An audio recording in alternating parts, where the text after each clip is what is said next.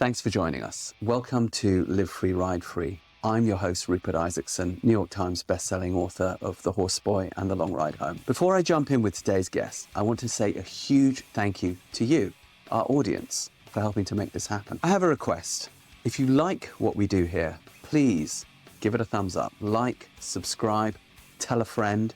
It really, really helps us to make the progress. To find out about our certification courses, online video libraries, books, and other courses, please go to rupertisaacson.com. So now let's jump in. Welcome back to Live Free, Ride Free. When we talk about self-actualization, so much of it has to do with how one orients oneself on the planet towards the other denizens of the planet. One can think so much of self-actualization as the self, but the self is nothing if not something in relation to other. And that other is not always human. So my guest today rhymes with human, but sounds something like this.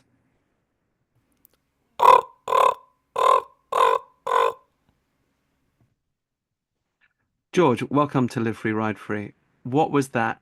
Who are you and what do you do? Thank you for having me, Rupert. That was a common raven, which if you live in the northern hemisphere, you probably know this bird is a large, black, glossy corvid family member. And it just said that this is my home, this is my place, and I appreciate it if you stay on your side of the fence. Would that raven be saying that to, to another raven, or would that raven be saying that as equally to me? To other ravens, yeah, that they are the largest songbird in the world, and as unsong-like as that may sound, that is in fact functions as their song.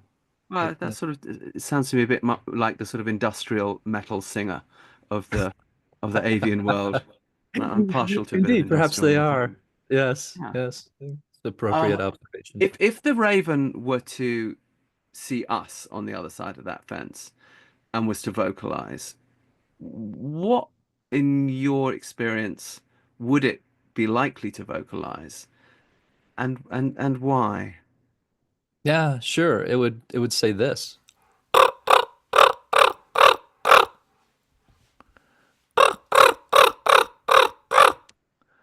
And That's and milk, no sugar, please, isn't it? When a raven's making you a cup of tea. I think I've. yes, they will do that in those situations, but more often, as we experience here in Yellowstone near our home, it's when someone pulls out the Cheetos or the bag of crisps, as they call them in many parts of the of Europe there. That extra notes, and they're a little bit faster, is a bit of possessiveness that's conveyed through those sounds. Do you think the raven at this stage, if I hear that, is the raven saying, "I would like to share those Cheetos with you, sir," or is the raven calling to other ravens saying, "Potential Cheetos on the ground," or some mixture of the two? Well, that is most often the sound you hear the residents give when something really good enters their field of view. So in other words, that would probably most likely equate to mine, mine, mine, mine, mine, mine. And I'm sort of Makes stoked sense? about it and a little bit Yes, worried that someone else might. not yours, mine.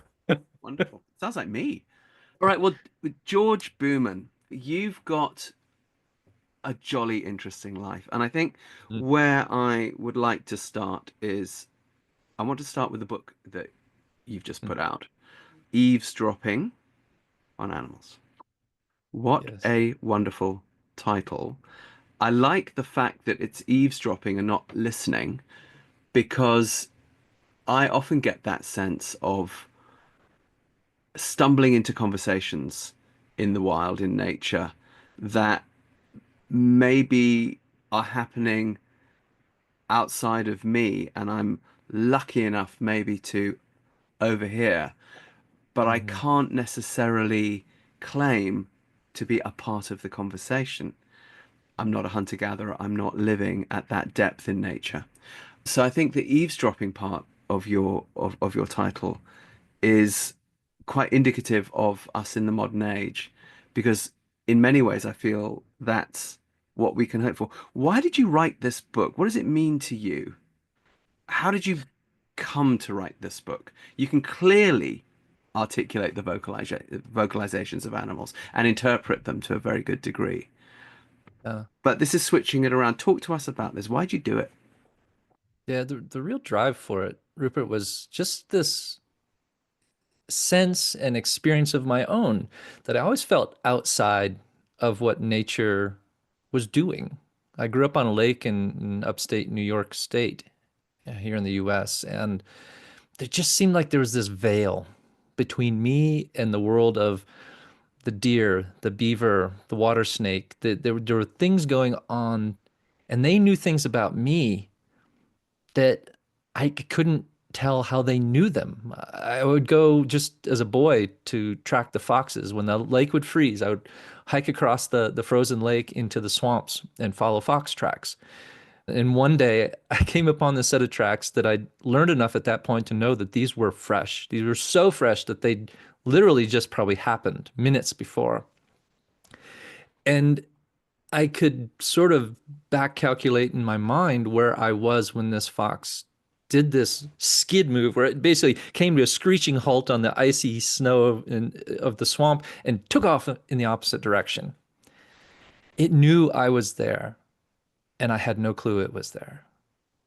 And how did it do that?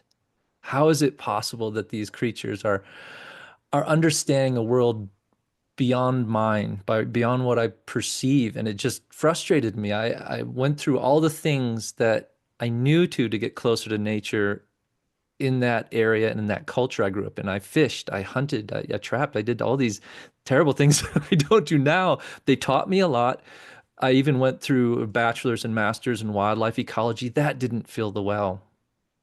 And what I've come to realize over the last 2.5 decades of guiding and teaching others here in Yellowstone is that it is sound, it is sight, it is our senses on the whole that are our doorway into this space. But if and only if we know how to use them and how to direct them.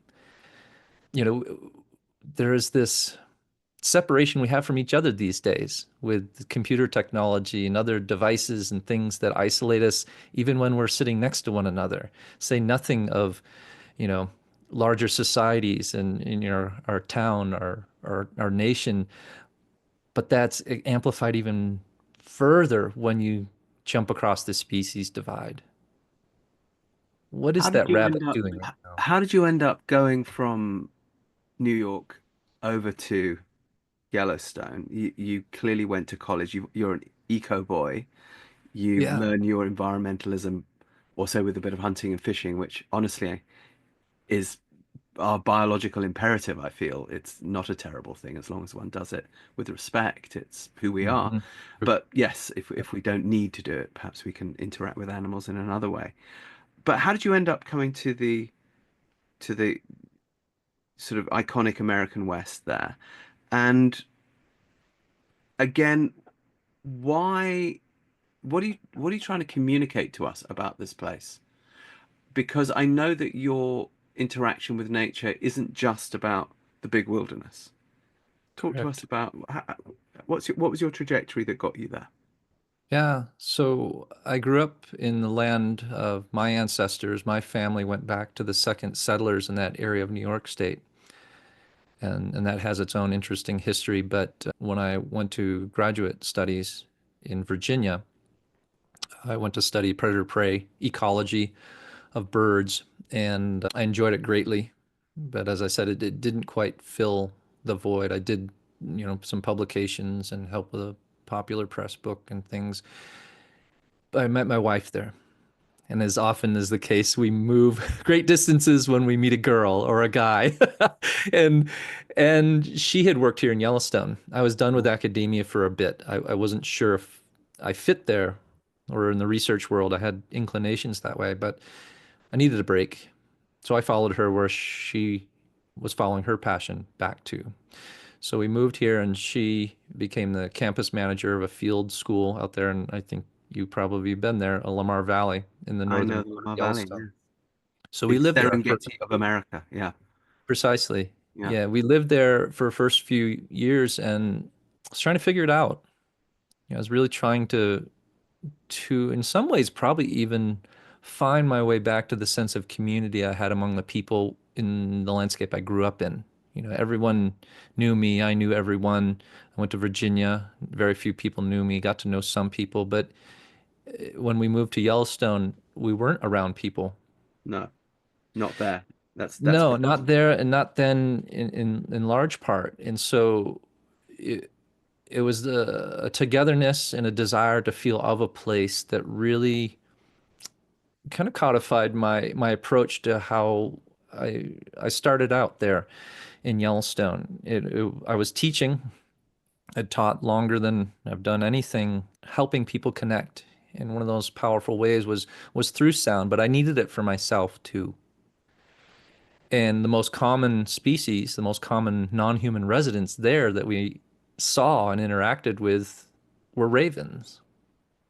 And so every day they were there, they were part of life. They weren't interacting in the, handshaking way and exchanging, notes and food or anything like that, because that's of course not allowed in the park, but they were a constant presence that drew me outward from myself, you could say. And what they revealed to me was fantastic.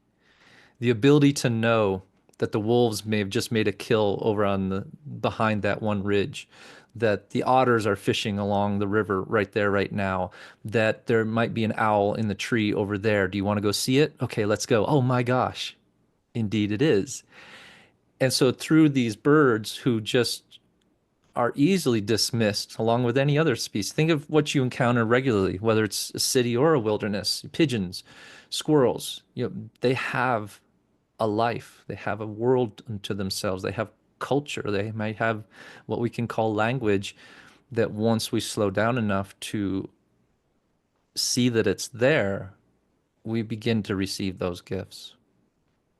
There's lots. I've been to the Lamar Valley, and it's one of the most charismatic places in the USA. It's one of the only places in the world where you can sort of see wolves out in plain view and that sort of thing. It's extraordinary, but it's also full of charismatics. The word other, iconic birds. There's you see bald eagles there. There's all sorts of interesting smaller birds. Lots of other corvids, magpies, crows.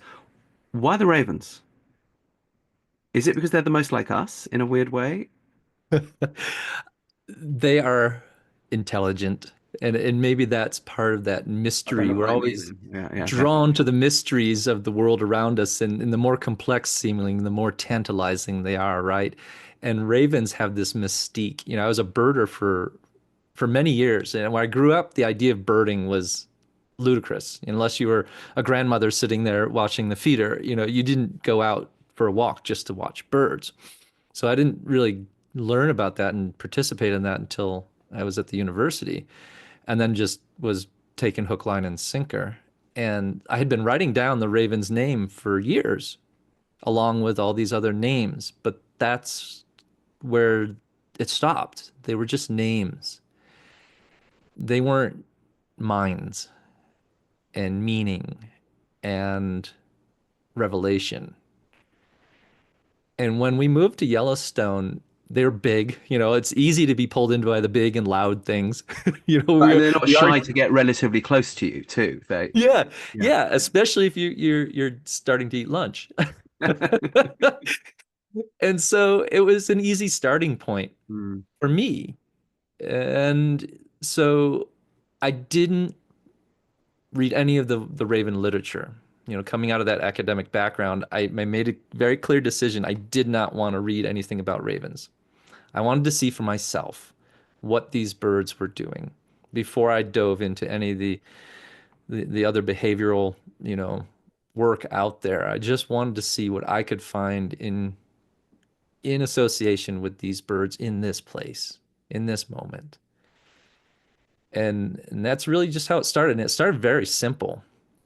They were always sitting, or discovered that there was always two, and they were sitting on the corral fence top as I got up each morning and as I was doing chores and getting ready to guide people on a trip. There was the raven. I'd go for a walk and there was the raven. I'd be brushing my teeth, and out the window there was the raven.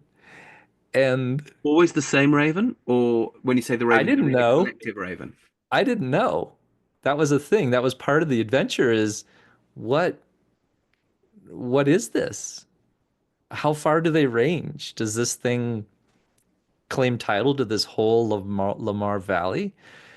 Or is it just Always right a here? single raven, or it was a group of ravens, or it was a because they seem to be as solitary as they're social and as social as they're solitary. Okay. It was almost always two. Okay.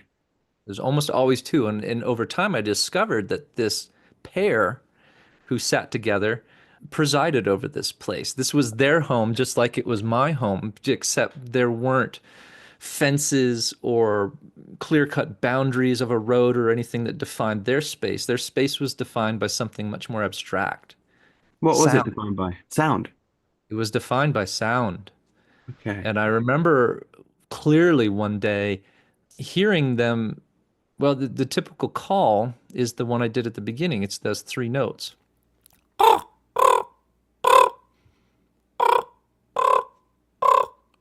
But one day it transitioned to,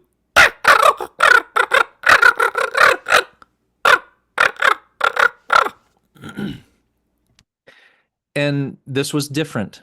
And this is the diamond in the rough that we all hold. If we just put in enough time to figure out what's normal, what do you expect when you see those ravens? Or what do you expect to hear when you spot those ravens?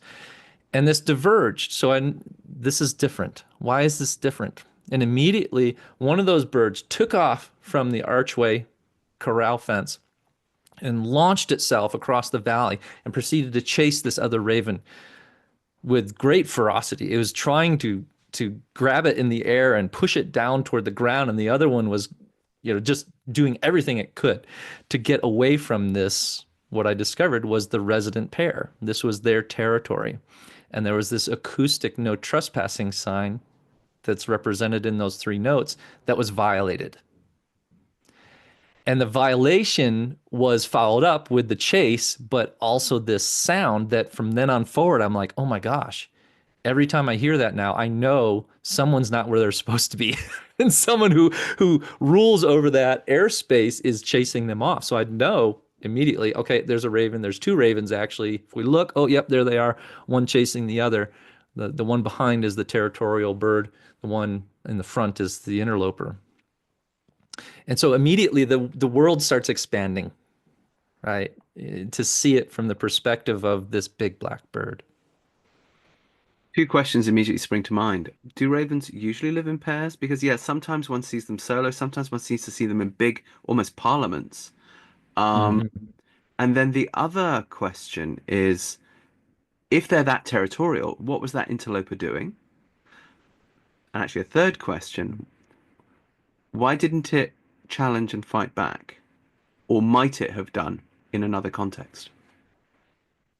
Yeah, that's a really good question. So typically they are territorial in the sense of for nesting purposes. They kind of preside over an area so that they can garner the resources to take care of their young. Hmm. So they're most commonly holding down the fort, shall we say, when the stakes are high. They're bringing on the next generation, passing on their genes. But there are times, you're right, where you'll see three, six, eight, 10, hundreds. Hmm. In these cases, like right now here in our neck of the woods, you will see that surrounding big food sources. And birds, as we now know, there's been a research project that I was involved in peripherally to study ravens here in Yellowstone. And you would think that this wilderness environment, the birds are staying in the wilderness, they're feeding only on natural foods, and it's not the case. They are commuting daily 20 to 30 miles each way to access food in areas outside of the park and surrounding communities. So, for instance, when I was going to Lamar to teach this program, I was passing the ravens who were going the other direction past me, leaving their territories, going out to the area around my home. So we were actually trading places as they were coming to Oncoming take advantage. traffic on the commute. Yeah, Yeah. yeah. So there were things like the dump. There are things like the sewage treatment plant where they grotesquely scour the fats that Oh, that come off of the yummy. settling ponds. But mostly it's to take advantage of human hunters killing game outside of Yellowstone, so on the national forest lands. And so they're hoping that they will encounter, the rumen pile and the organs left behind from hunters of elk and bison. And then you'll see these birds converge by the hundreds, two, three, four, 500 in some cases Wow. when food supply is really big. And So then they can be very cooperative, or at least tolerant. tolerant is probably a better way to put it because they're definitely these squabbles. And if you hear the sound such as, right, that's the sound of a raven saying, "Get off my back, buddy. Don't peck my eyes out. I have every right to feed at this carcass that you do." And so as you learn these sounds, you start getting that window into their world where they definitely do cooperate, but conditionally. So like a great example is this call.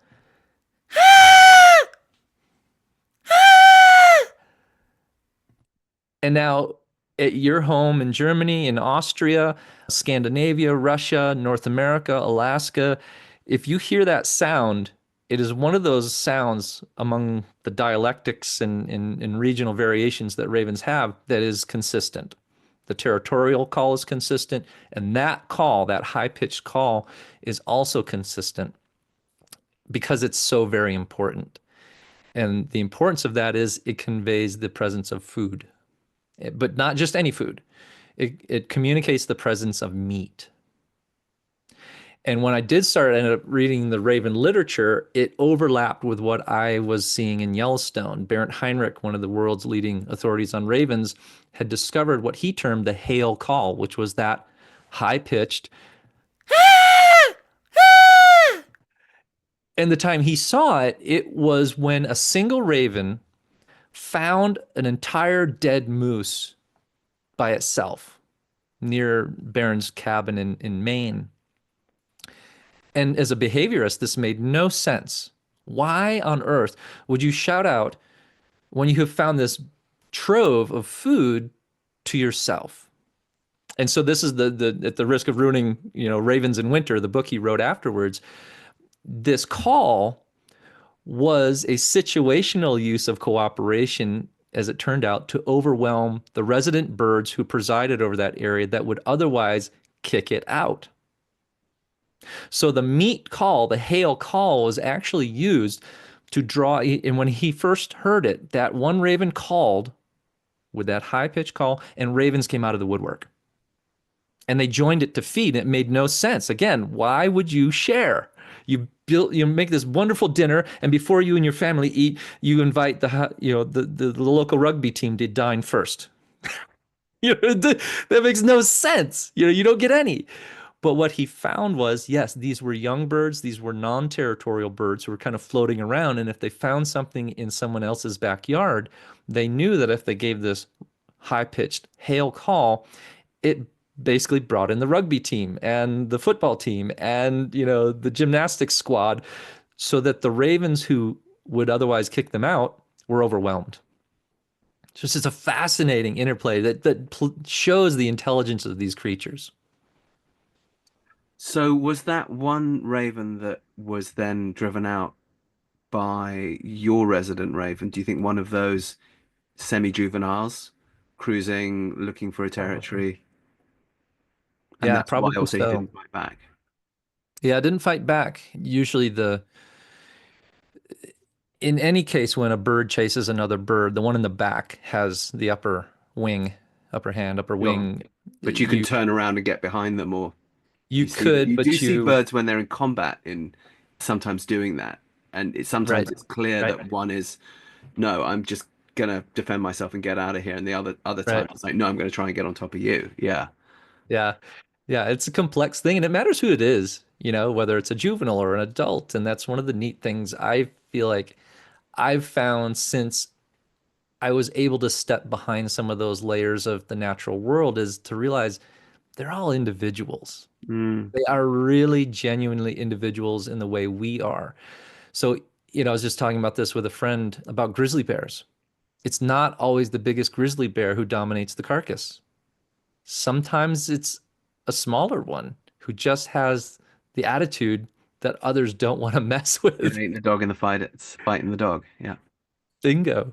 Exactly. That's the Rick McIntyre Wolf 8, right? That Yeah. amazing, yeah, of that Yeah. small Yeah. male who seemed to somehow kick butt all over Yeah. Yellowstone. By rights, he should Yeah. be. And he started out as a subordinate. And so the context in which these non-human individuals find themselves brings out these qualities and characters that, we often see in ourselves when you go away to college, when you get a new group of friends, the dynamic shifts. And that's one of the most beautiful things I think to watch over time is the trajectory of a life of a non-human individual. We've had the chance to do that with individual elk and bison and wolves. And in some of the cases of the wolves, been able to watch generationally traits and characteristics that are handed from the grandmother to the mother to the granddaughter and to her pups. Just not just coat color, but the way they hunt, the way they relate to people. These very dynamic. And I think more than anything, that shows us we're not alone in the way we navigate the world, but that we are very much part of their world, whether we think we are or not. These ravens that you got to know, interestingly, you're in a lonely place. There isn't a lot of one could perhaps if there had been more people around, you might not have paid so much close attention to the Mm. ravens. How long did you know them for? And what else did they guide you into? Like you're mentioning the elk, you're mentioning the wolf. So they clearly opened up the world, but you must have had a relationship with them for some time. How long did that last for? How long do ravens live? How long do they keep their territories? And Hmm. if they ceded their territories or died, just tell us a little bit of the story. Now I'm curious. I want to know what happened to them. Yeah, yeah, and it's a hard thing because it was before this study started where they were banding any of the birds. So many of these species, and I'm sure you've encountered this too, they all look the same.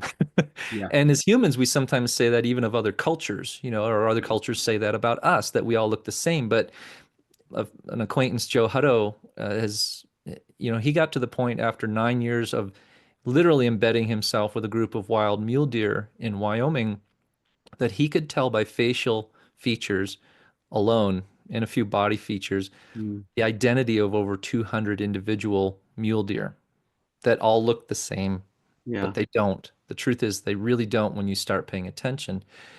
And I didn't have the time to get to that level with these birds, and I don't know if I even really could, but we were there staying there in the summer. So we basically had a season to get Mm. to know these birds.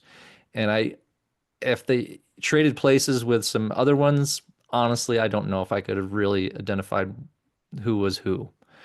But they can live, gosh, that might be some of the same birds there now. They can live into their teens and 20s. Well, that was going to be my question. As far as I know, they're quite long-lived birds, even in the wild.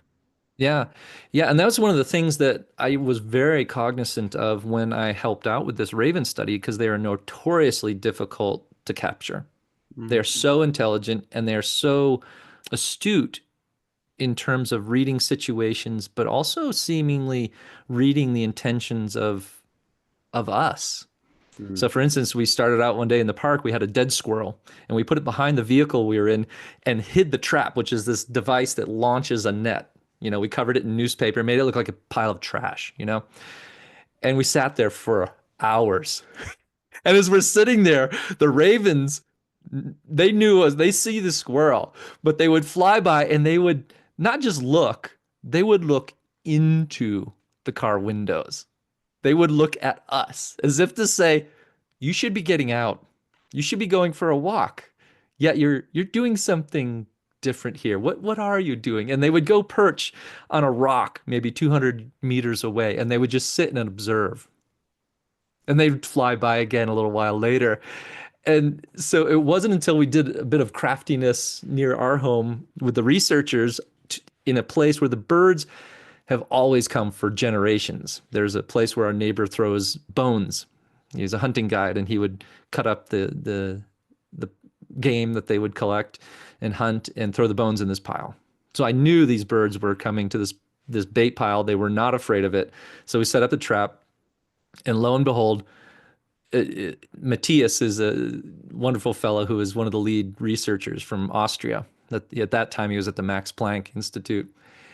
And we launched that net and captured 23 ravens at once.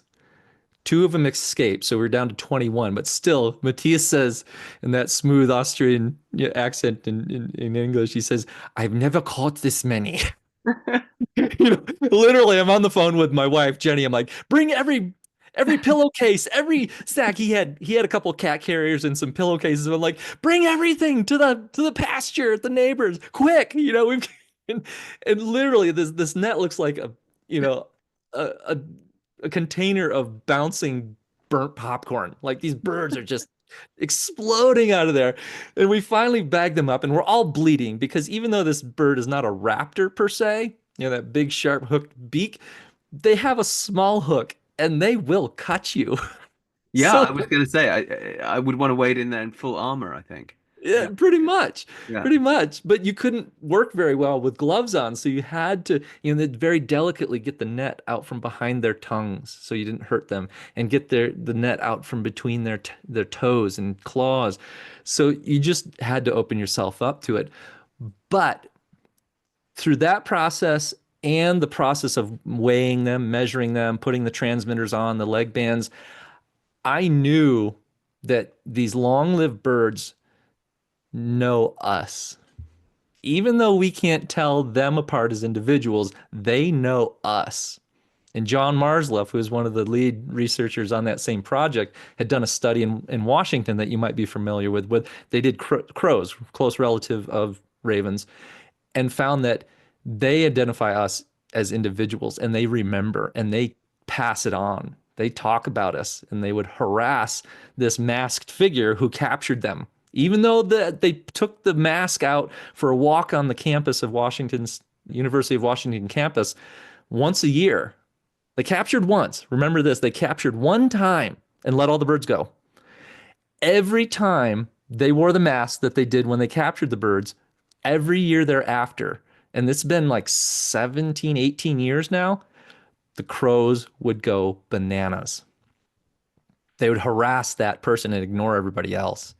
So through this process, this was before COVID. I had a handkerchief on. I looked like a bank robber, over my face. I wore clothes that I didn't normally wear. I wore shoes that I didn't normally wear because if there was any chance of pissing off the locals, I didn't want to be recognized as the guy who was messing with them. Because I talk about this in the book. A friend of ours didn't take those precautions. Nobody else did, in fact. And she went to a local cafe in town, like 2.5 miles from the capture site and where we did the measuring and all the workup on the birds. 2 weeks later, 2.5 miles away, she comes out of the cafe with a scone and a coffee. Fair game. And this raven shows up and it takes this sideways hop toward her, like, you gonna give me some of that? And the moment she spoke, now keep in mind, most of the birds didn't see us anyway, or very little, because they were in a cloth sack that would keep them safe, keep them calm. But they were listening as well as watching. Shauna said, "Oh, what do you think you're doing?" to this raven who was sidling up for a piece of her scone. And the moment she spoke, the thing went ballistic. It screamed in a way she'd never heard a raven scream. And it jumped into this spruce tree just 20 feet away and it's just screaming at her. And meanwhile, these other ravens join it and start screaming at her and they follow her all the way down the street. Screaming, shame, shame. Shame, yes. And she knew, she had noticed it had leg bands and a transmitter on its back. So this was one of the birds she helped work up at the study site. Good And it one. remembered not her outward appearance, it remembered her voice. It only did this after she spoke. So in addition to being all covered up and wearing different clothes, I was trying not to talk just on the chance. And they found this in elephants too. Like they know us way more than we realize. So the eavesdropping is two-way. They're eavesdropping on us. We're eavesdropping on them. There Precisely. is, and there, I guess the subtext of that is there really is no us and them. We're all part We're all of part the of the same same. interspecies habitat. There's a Well said. lady where I'm sitting right now, in a large village, small town in Germany called Niedenhausen. There is a park across the street from us, which is also it's also farmland. It's sort of half park, half farmland, and then it goes out to the forest and the park. But it's sort of a public place where people walk. There's a lady who goes and she feeds the crows, Hmm. and I've been watching her for 7 years. And she shows up. The crows are all lined up. They see her coming, and she has an individual relationship with each one.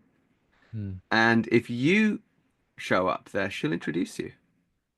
And I, a bit like you, have realized that I'm pretty sure they know who I am. And therefore, I want to mind my P's and Q's a little bit because I Yeah. don't want to get mobbed walking through that. And my wife, Ileana, who you just met for this podcast, out where we keep our horses, she started to bring things for the crows because we got the idea because a friend of mine during COVID in London what decided to grow garlic on his balcony, and he put Hmm. window boxes out, and he came out one day and found the garlic dug up from the soil, placed still in the soil, but inside where the garlic had been, a peanut. And this happened several times. And all kind what's going on, all kinds of theories. Everyone's he texted me about it, blah blah blah blah blah. I said, I've got no idea, because you're a nature guy, Rupert. Maybe I got window box in Hackney, London. No idea. Squirrel. I don't know, but it doesn't sound like squirrel.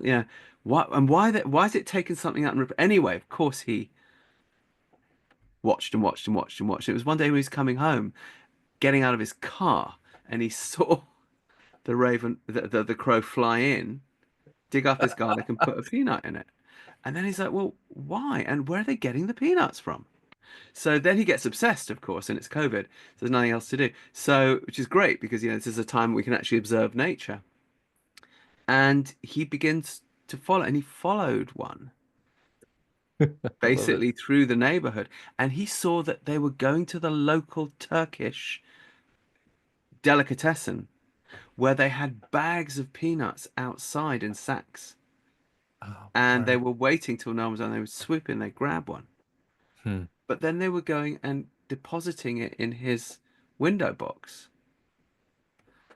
What were they saying? Were they saying, well, we think you put that there for us, the garlic, but we don't like garlic. So here's a suggestion about some things we might like? Or were they saying, we think you put this garlic here for us, we don't like it, but it's the thought that counts. So here's something for you. None of Yeah. the above, but fascinating. Very fascinating. That's sort of my question is, ravens in the wild, you mentioned wolf, you mentioned elk, and I hope you'll take us back there. But most people, of course, live in urban situations or suburban situations. And of course, Mhm. they're surrounded by nature and surrounded by wildlife. Our mutual friend, Craig Foster, talks about walking around London and observing where slugs have gone on paving stones and eaten the algae that's growing on the paving stones. And he's learned to identify not just the trails, but the tooth marks because they're extremely similar to those of the slugs and the sea slugs that are on his kelp forest in South Africa, and he's there feeling, overwhelmed and freaked out by the big city. He hates it. And then he starts to get his tracking eyes on, and he's realizing, oh my gosh, I'm actually surrounded by wildlife. Yeah. Eavesdropping on nature. Take us into the city now. Take us into a more suburban setting. Yeah. Wonderful questions and wonderful lead in because nature really is everywhere. You don't have to live next to the great kelp forest of South Africa like Craig or next to Yellowstone. There's wildness everywhere. That is the almost the hallmark of life is it fits in all the places that it possibly could, whether it's a plant, a microbe, a bird, a mammal, and they make do. And in some cases, being near people is actually way more advantageous than being without. They found that raccoons, for instance, in some places in the United States are far more well off in suburban and urban environments. They learn to cross streets. They learn to use intersections. They also come My along Uber driver over the the. other day was a raccoon, actually. Yeah. What, really? Yes. Did he keep both hands on the wheel, or was it He he was didn't kind need to. He was just driving by ESP. Yeah. They're more intelligent. of. As you know, if you followed any of my work, I'm an autism dad, and we have a whole career before this podcast in helping people with neurodivergence, either who are professionals in the field. Are you a therapist? Are you a caregiver? Are you a parent? Or are you somebody with neurodivergence? When my son Rowan was diagnosed with autism in 2004, I really didn't know what to do. So I reached out for mentorship, and I found it through an amazing adult autistic woman who's very famous, Dr. Temple Grandin. And she told me what to do. And it's been working so amazingly for the last 20 years that not only is my son basically independent, but we've helped countless thousands of others reach the same goal, working in schools, working at home, working in therapy settings. If you would like to learn this cutting edge neuroscience-backed approach, it's called Movement Method. You can learn it online. You can learn it very simply. It's almost laughably simple. The important thing is to begin. Let yourself be mentored as I was by Dr. Grandin and see what results can follow. Go to this website, newtrailslearning.com. Sign up as a gold member. Take the online movement method course. It's in 40 countries. Let us know how it goes for you. We really want to know. We really want to help people like me, people like you out there live their best life, to live free, ride free, see what happens.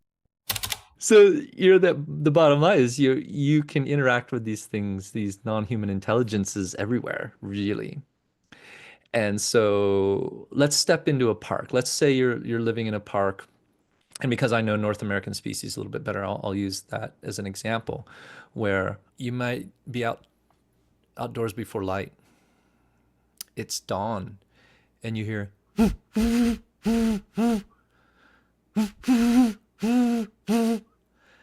so a great horned owl is there somewhere in the distance, and let's actually add a different owl in, because this one is perhaps a little more instructive.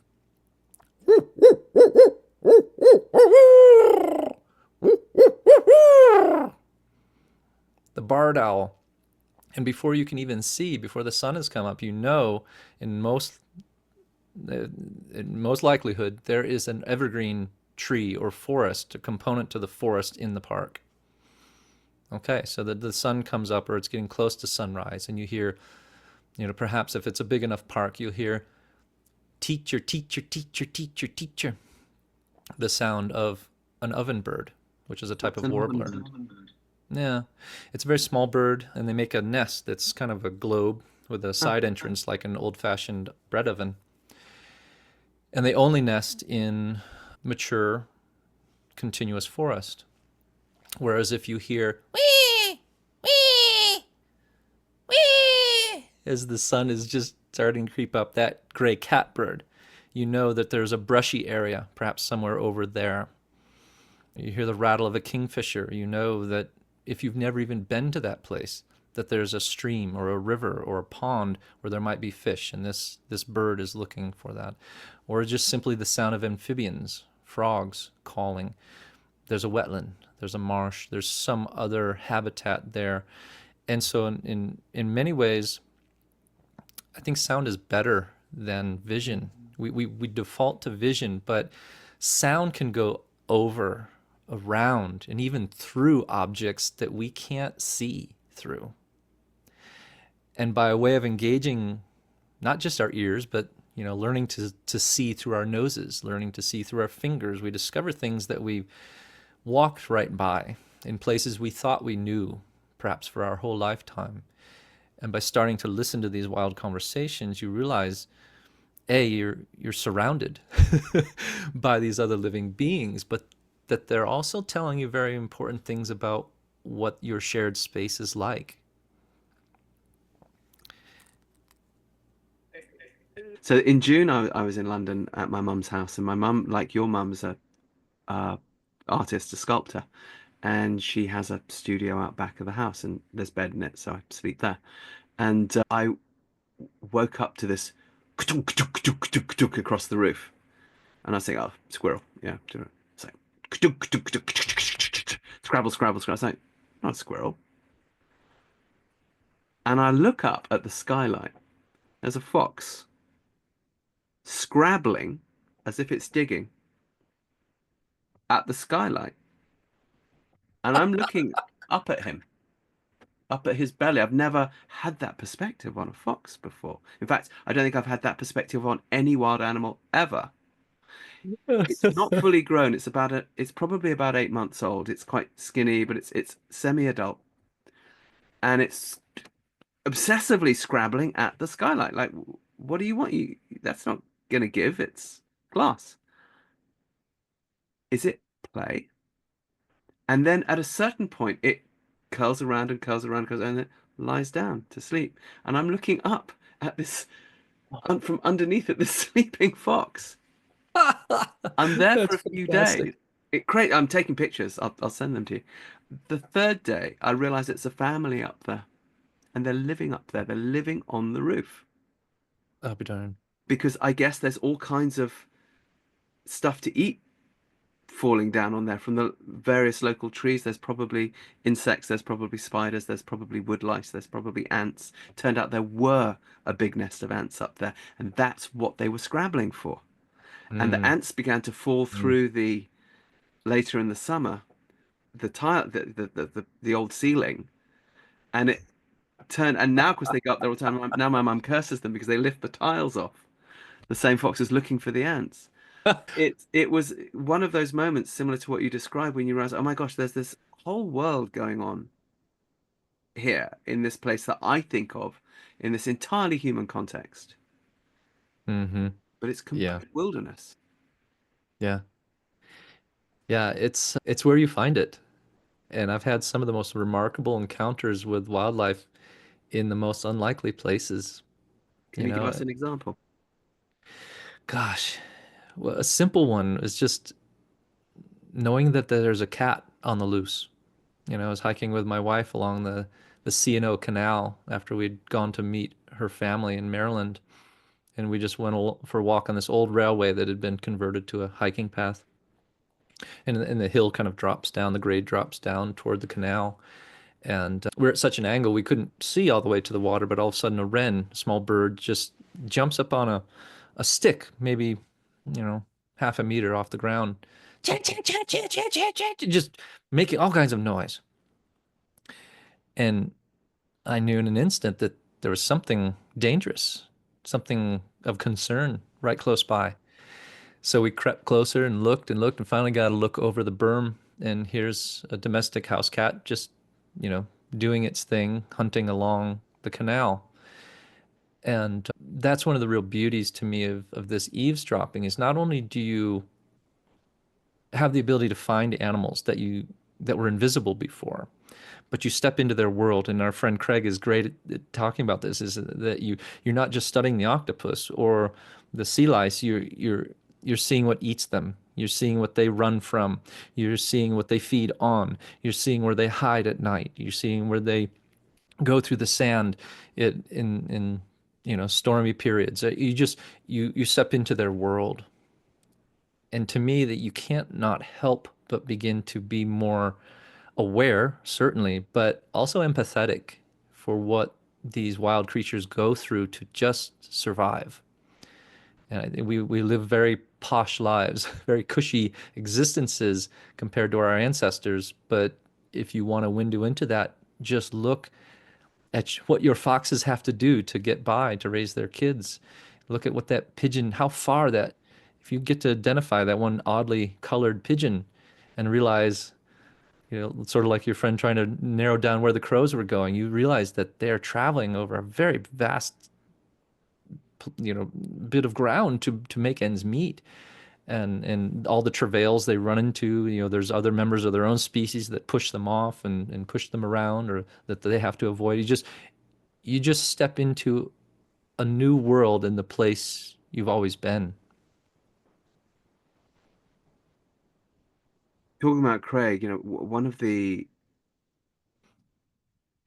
interesting things that came up in our last conversation, it's actually on this podcast. So for those listeners, check out the second podcast with Craig Foster, was that well-being, psychological, emotional well-being in a human tied up with nature. Like, why is it that we feel so good in nature beyond the fact that we are organisms, and of course we're designed for planet Earth, and so okay, we're going to do better out there than we do behind a screen.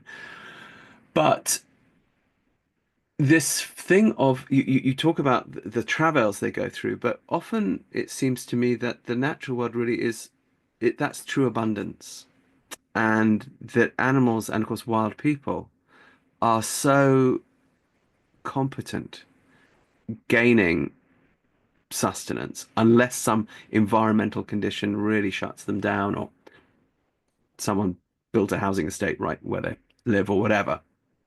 Hmm. That there really is kind of quality of life, and we ourselves as a species feel really good when we're in a place of great biodiversity, because I think that there is something ancestral in us that goes, lots of food here, I'm okay, lots of abundance. You live in one of those places. You live in Yellowstone. What do you feel is the state of the mental health of, say, yourself? Just take yourself as an example and put yourself in different phases of your life in different times of mental health. What do you feel these places of abundance give us? What do you notice in the people that are attracted to these places that come? Yellowstone is this massive tourist attraction. People want to be there, even in a day and age of completely sedentary culture. And, we're all overweight and we're all this and we're all that, but yet we're drawn in vast numbers still to these places. What do you think's going on with all this? And what do you think the locals, the wild locals, make of us there? I think this is a wonderful, wonderful question because none of us are living in the ideal bubble, Mm, right? None of us have the perfect life. And even if we do think of it, someone looks across the lawn and sees something better and different that they, they think they're missing out on. And, I this is one I've thought about a bit. I feel like the high point in my life as far as mental health and freedom and appreciation of beauty and the feeling of togetherness with all of the living things, my family, neighbors, fish, birds, was when I was about 7 or 8. And I was always out on the docks fishing. I was in, we had about an acre of land, but the latter half was not mown, so it was kind of feral. And that was my jungle. That was my Amazon. That was my African savanna. Like that, I escaped into that space, and there weren't a lot of kids around. Not that there weren't in the area and didn't have a large class in school, but when I came home, I had myself. But I had myself, perhaps in the best way, in association with that space. So there was constant. I think one of the things that truly diverse wild nature offers us is this sense of possibility. mm, So as you become in tune with that space, you see possibilities for the Maslow's hierarchy, right? That you, as an educator in the outdoors, leading a backpacking trip or an expedition, you have to worry about the people's safety. Are they fed? Are they hydrated? Those key elements that we need when satisfied give us a sense of calm. I know dinner's coming at the end of the day. I won't go to sleep hungry. The sense of possibility for those options is what I feel in nature. But interestingly for myself, the progression was society culture molds us in different ways. And I would say not always for the better, in the sense that the human world is very inwardly focused in in a lot of ways. Indigenous cultures not so much. You know, of course, they have to be because they're directly tied to the land. But for those of us in the modern world, we're less and less directly connected. So it's easy to fall into this me, my, our family versus your family. In starting in through my early teens, I was wanting to fit in and please those around me to do what I thought I should do. And even as I got into the university and was very good at my studies, I, excelled and was honored for all those things, but there was this piece in me that wasn't satiated. It wasn't fulfilled in the way those hours of free play and exploration did for me when I was in that 7 to 8 year old range. And it's taken me a long time to get back to that. I think honestly, when we first moved to Yellowstone, I was not in a great place. I didn't know what I was supposed to do with my life, quite frankly. We'd moved to this new place. I knew I needed a break. I tried doing illustration work for publications, but the age of illustration was gone. I tried doing some writing that I tried doing watercolor painting. I was teaching. I was just there was just this unquenchable longing for something I didn't know what. I just and I think a lot of people are in this position where you don't know what it is, but you feel something's missing. And I think this is very much a part of that very old piece that resides deep within us that longs for genuine supportive community that doesn't judge us, that lets us be creative and odd and weird in all those quirky ways, that lets us explore into our environment without parameters. And so the Ravens, for me, to be honest, to bring some of this back around, were my effort to start recapturing some of my youth in this non-judgmental, completely open, non-directed way that was the epitome of freedom in many ways. And we're not talking about political freedom here or economic freedom. I'm talking about personal, lived freedom to just wander over that hill, to walk through that creek barefooted just because you want to, not because, someone says that that is what you should or shouldn't do. And these days, my physical health is better than it's ever been. I think my mental health is very close to, although I'm still, I think we all struggle trying to find things that give us a hand or a rope to our better selves. And nature does that. I was interviewing the project veterinarian who brought the very first wolves down to Yellowstone here recently. And I asked him about the physical health of these wolves, and he said, they're immaculate. They're beautiful. Yeah, once in a while they get diseases, parvovirus, canine virus. Sometimes they get mange, but nothing compared to the health and ailments of domestic animals. And so many of the ills of the human world spill over into our pets. You can't not have a pet sometimes and not see Mm. how our world, it's an agreement in some respects, but it's not in another. And we suffer from some of those same things. We are domesticated humans, and it brings a lot of baggage with it, but it's heartening to know that nature is that place where we can offload the baggage. It's interesting as you were talking there, I was drawing this little diagram. So it started with a question, is like, is nature optimism? And then I wrote under optimism, I wrote belonging question mark. And then when you said freedom, I wrote freedom up at the top. So then I've ended up with is nature sort of with one of those brackets, one of those squiggly, swirly brackets, freedom, optimism, belonging. In fact, is it possible to have those things really? without I- nature?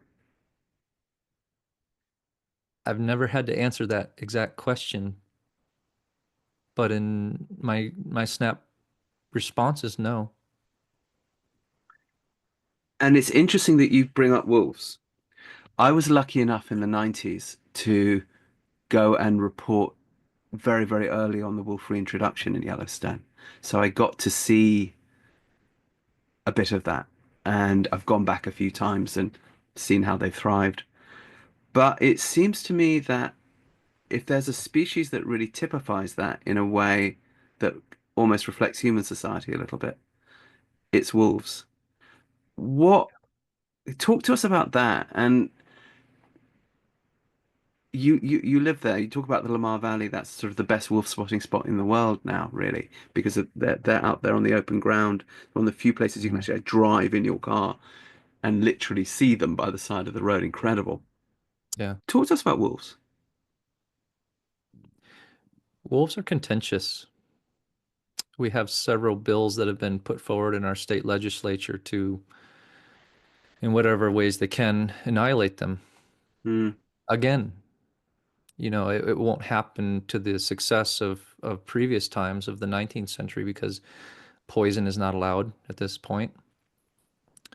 But I think, like we, as children who have siblings, squabble most with those who are closest to us or most like us, there's the most we have to lose. And I think, as a social mammal who is both territorial and outspoken, unafraid to be seen and speak its mind, howl at you right in your face, when you step too close to the den unawares. There is, at once, as indigenous cultures, my Nez Perce friends say that the wolves are how we learn to be good parents. You can see that similarity as an analog and an inspiration, or you can see that as competition. And therein lies a lot of the beauty and the travails of the world of wolves, especially in the context of Yellowstone, where it's not like northern Canada or Alaska or Russia, where you have vast untracked spaces for them to live. They're living, as they leave Yellowstone, in context with human society.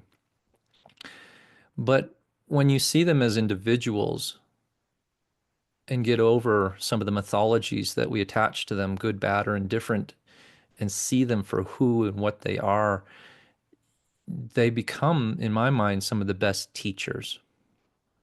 They're like us in so many ways. And that's the thing my art actually is a great, I use my art as an excuse to dig deeper into the lives of my subjects. What I really try to portray is not a wolf or not a bear or not an elk. It's what is this being who resides in this form thinking?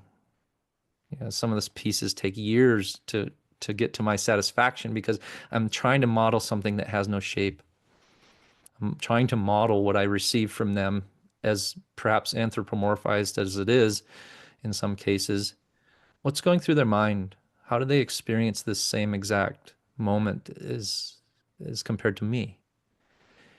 And when you're having a hard day, for whatever reason, coworker pissed you off, or you got sick and vomited in the interview, or just any pick your terrible day, and you go outside and you see this wolf who's just gotten kicked in the ribs and has 3 broken ribs and is still out there providing for its family.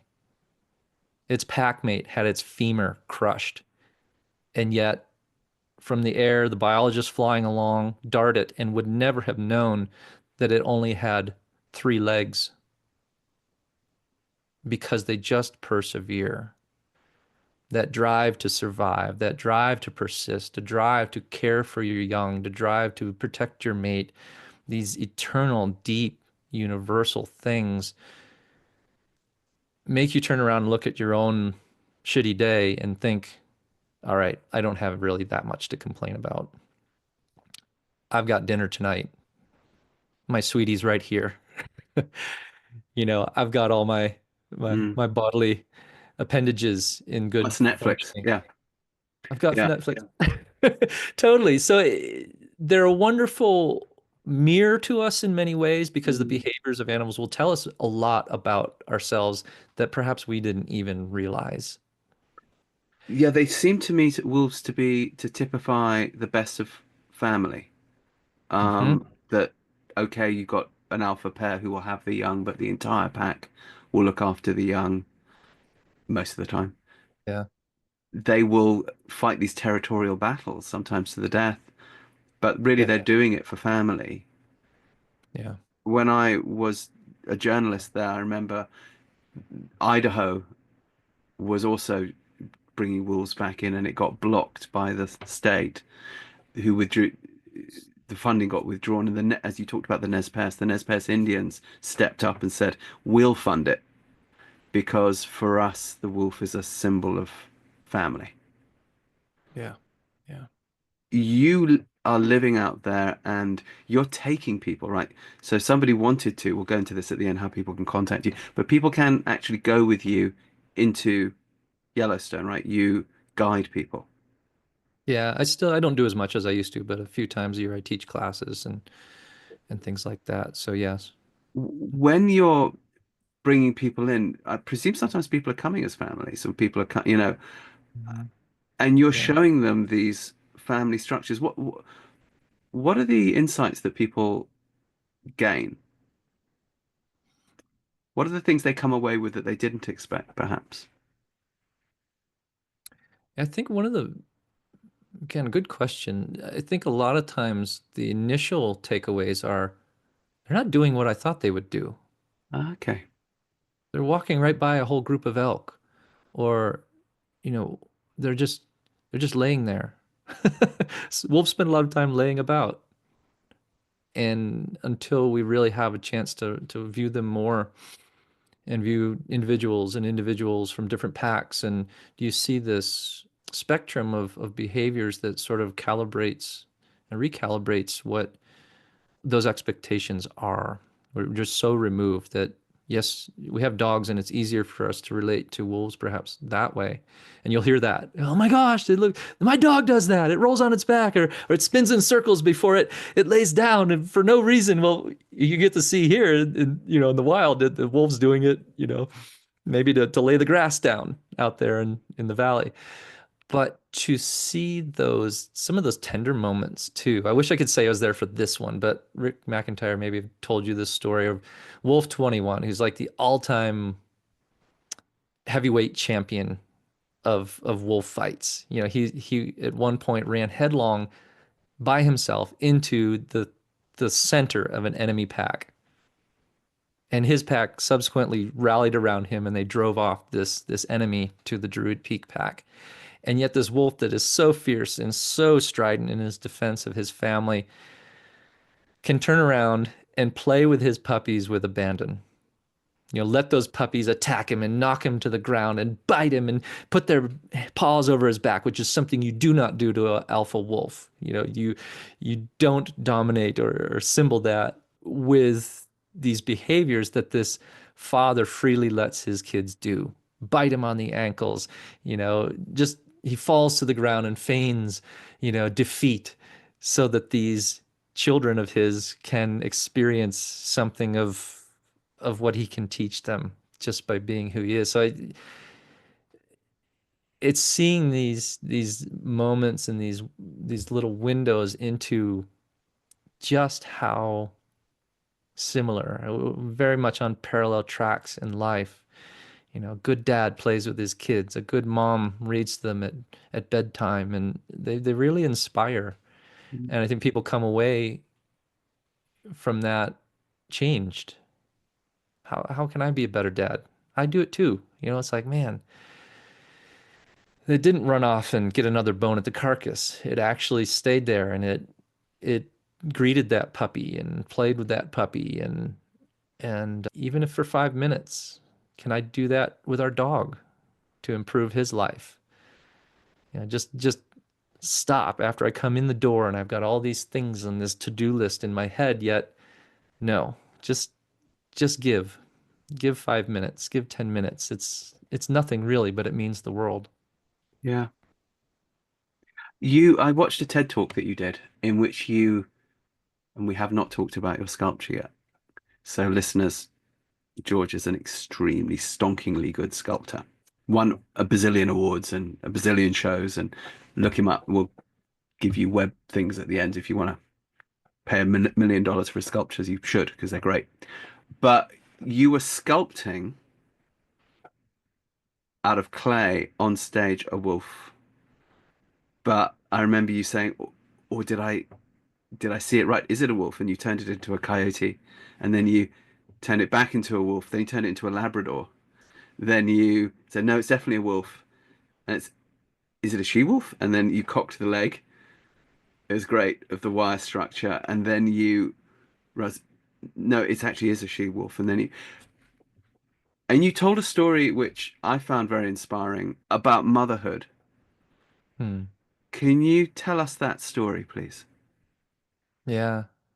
Yeah, and it's a good one because it was one where I was out with a family and it was midsummer, so the first week of July in Lamar Valley, and this family dearly wanted to see wolves.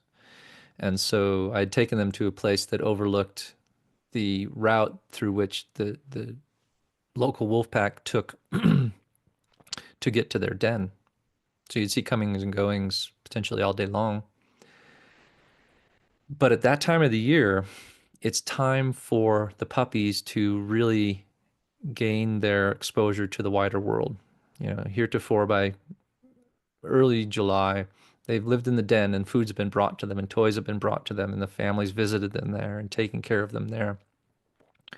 But there comes a point where you have to get out into the world and see what it's really like and who you have to contend with and the situations you run into. So I explained that to the family. This is the place where, we could see the druid wolves coming and going from the den, here that often the places they cross the river and in the distance, some of the trails they use. So keep your eyes open. And we were there for a little while. And at one point, the daughter says, "There's a wolf over there." And we're on this bluff that sort of drops down to first the road, then a small creek that flows into the Lamar River, and then the Lamar River.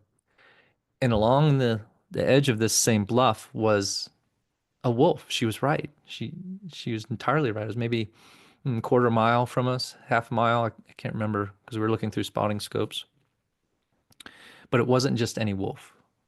This was the alpha female, the famous Wolf 42, the Cinderella wolf, depicted on multiple television programs.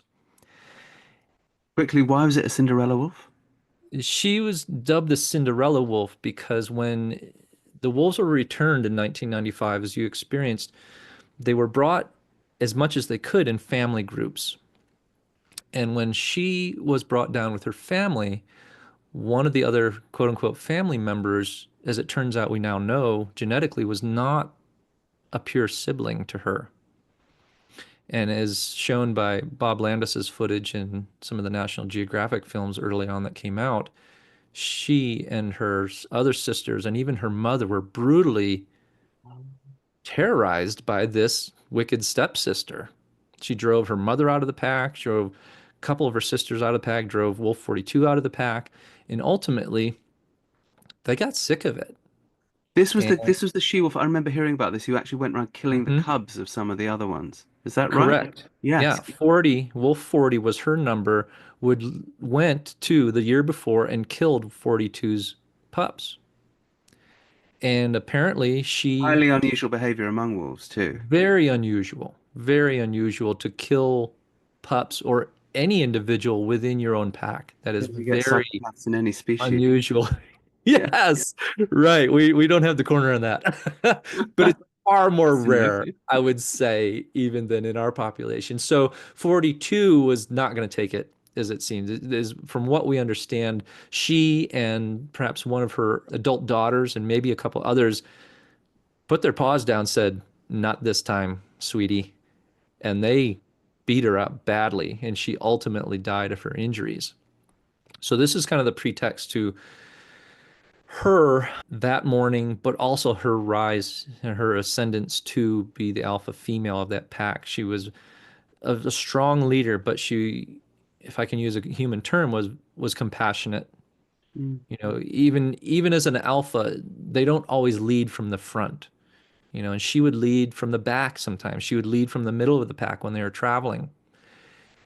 And at the time we saw her this morning with this family, she was 8 years old.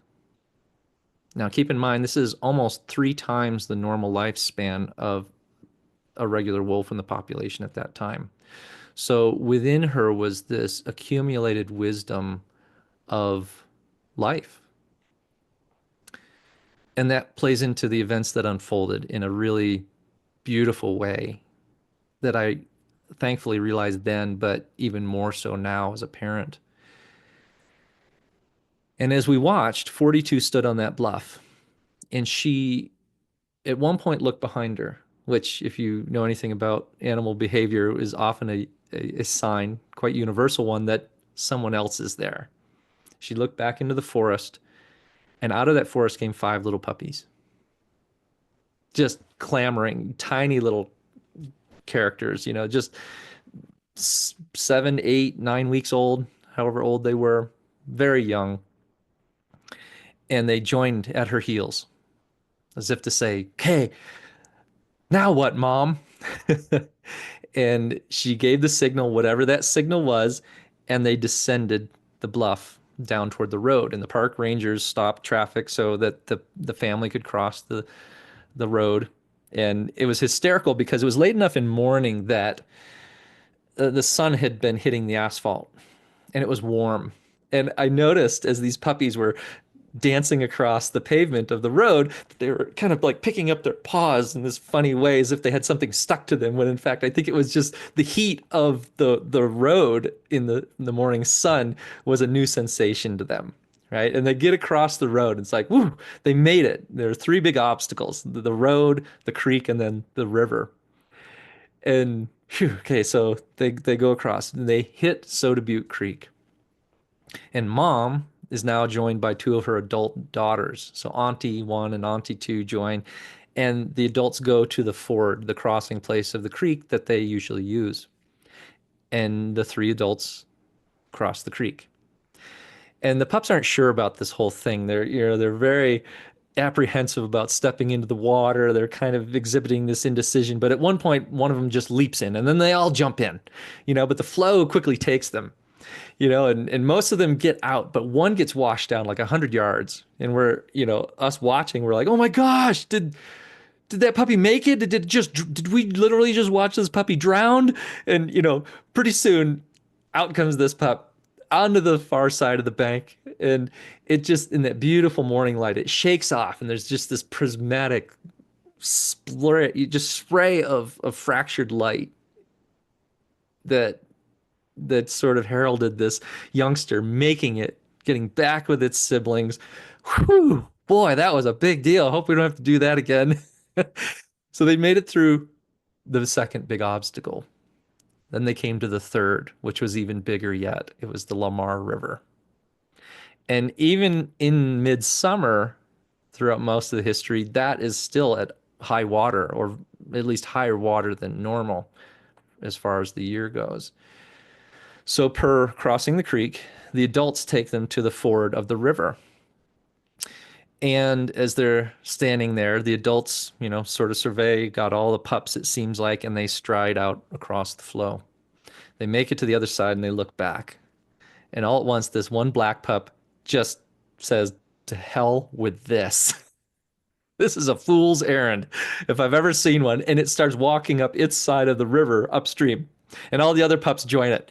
And you can, totally anthropomorphizing, but there's something within the wolves that you can feel that, okay, this isn't working. But to me, it was like, God, kids, like we've all had that, it's like you're trying to shuttle them from point A to B and they get stuck with friends or, the dandelion next to the path, and come on, I have an agenda for you. And it just wasn't working. So back across the river, the adults went. They gather up the puppies, they bring them back to the ford, they cross again, they turn, look back, and off the pups go again. Very wise. And this went on until they start moving up around a bend of the river to the point where we can't see them anymore.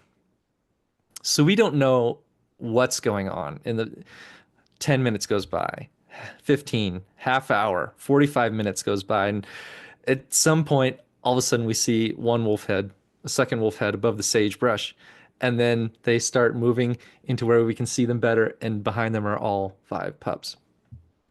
They made it. And so then they trundled on across the valley to their traditional rendezvous site, which is kind of a traditional gathering place, but also a babysitting site for the pups to start learning what it's like to live in the Lamar Valley, the open wild world. But one of the most beautiful things to me that ties into that comment you made about how this is such a statement on motherhood is every time she went back to get those pups, she would pick up something in her mouth. Sometimes it was a rock, like literally would pick up a rock with her teeth or a stick, and she would take that around to each one of the puppies as if to say, I've got something for you. You want it? This is really good. Do you want it? I've done this with my own son with gummy worms to get him to the top of the mountain. Right? He's just like learning I from the would never wolves. use Okay, such a bribe. No. okay, yeah, you gotta lure you along somehow Mm. with something that takes your mind off of this hurdle, and she did it. This wisdom within this mother of seeing so many difficulties and successes, bringing that all to bear around this vital task of cultivating the next generation of hunters, of soldiers, Mm. of caregivers. And she did it in spades. It was just, it still is so touching to me, that story. And as it turned out, she was killed by another wolf pack later in the year. So this would be her last litter of puppies that she would ever have. And listening to Wolf 21, her mate, howl and howl and howl for her, that February was, I can still hear it. And I think to me, the sculptures, the viewing, the book, all these things are just excuses to try to peel back. What did that mean for me? What did that mean then? What does it mean to me now? What does that teach us? And that's nature to me. It's infinite. It is it is freedom. It is joy. It is obligation. It's tragedy. It's everything you can possibly imagine rolled into one. And it just gives us inspiration, perspective, options. And yeah. I start running out of words. It just the And it's so vastness. That's why I words want to. words don't cut it. Yeah, it That, is. It's so interesting that we are all animals vocalize, or many of them do. We have this larynx, so they mhm, call us Homo sapiens sapiens, but that just means the thinking ape. That's everything with the brain thinks. There's nothing special to humans about thinking, but we do speak. mhm. So we're the ultra vocalists, and yet words fail us. If you made it this far into the podcast, then I'm guessing you're somebody that, like me, loves to read books about not just how people have achieved self-actualization, but particularly about the relationship with nature, spirituality, life, the universe, and everything. And I'd like to draw your attention to my books. If you would like to read the story of how we even arrived here, perhaps you'd like to check out the two New York Times bestsellers, The Horse Boy and The Long Ride Home, and come on an adventure with us and see what engendered, what started Live Free, Ride Free. And before we go back to the podcast, also check out The Healing Land, which tells the story of my years spent in the Kalahari with the Sun, Bushmen, hunter-gatherer people there, and all that they taught me and mentored me in, and all that I learned. Come on that adventure with me. That's why I returned to art. Honestly, Rupert, that I felt so much from this place when I gave in to it and quit asking myself, is this my career trajectory? Am I supposed to do this? Is this going to help my resume? Is this all that bullshit? I just let go, and you experience things that you will never expect. You know, there was a time when I would be working on a black bear sculpture, let's say, and I would be just, driving, striving to find that black bear so I could finish this sculpture, as I often do outside in the field. And I'd never find the bear. But when I let go, I'd bring the sculpture in case I saw the bear, I would see the moose with her fawn or her calf. I would see the badger feeding its young. I'd find all these other things that I could not have possibly planned that were so infinitely better than what I thought I should be doing and finding. And that's not just for wildlife sightings. This is for my day. Like, oh my gosh, what am I gonna do? I'm so sick and tired of office work and staring at this screen. My wife and I say 10 minutes, 10 minutes. It's always worth it. Okay, I can do 10 minutes. And of course, you end up spending an hour because the ants lead you over to this trail that they've made that goes under the log over there. And then a bull snake takes off from there, and you can see where it's trying to check out where the magpie nest is or the robin nest. And it just takes you out of that world that you've built around yourself and just helps you chill out, man. Like, look around, enjoy, relax, breathe, and we're the better for it. But it just seems so hard sometimes. Well, I think you talk about soundscapes, and that sound really brought you in to this wild place, and that Mhm. by learning sounds and what sounds might mean, we can learn so much more about what's around us. And back to the way we, our species, make sound, Mhm.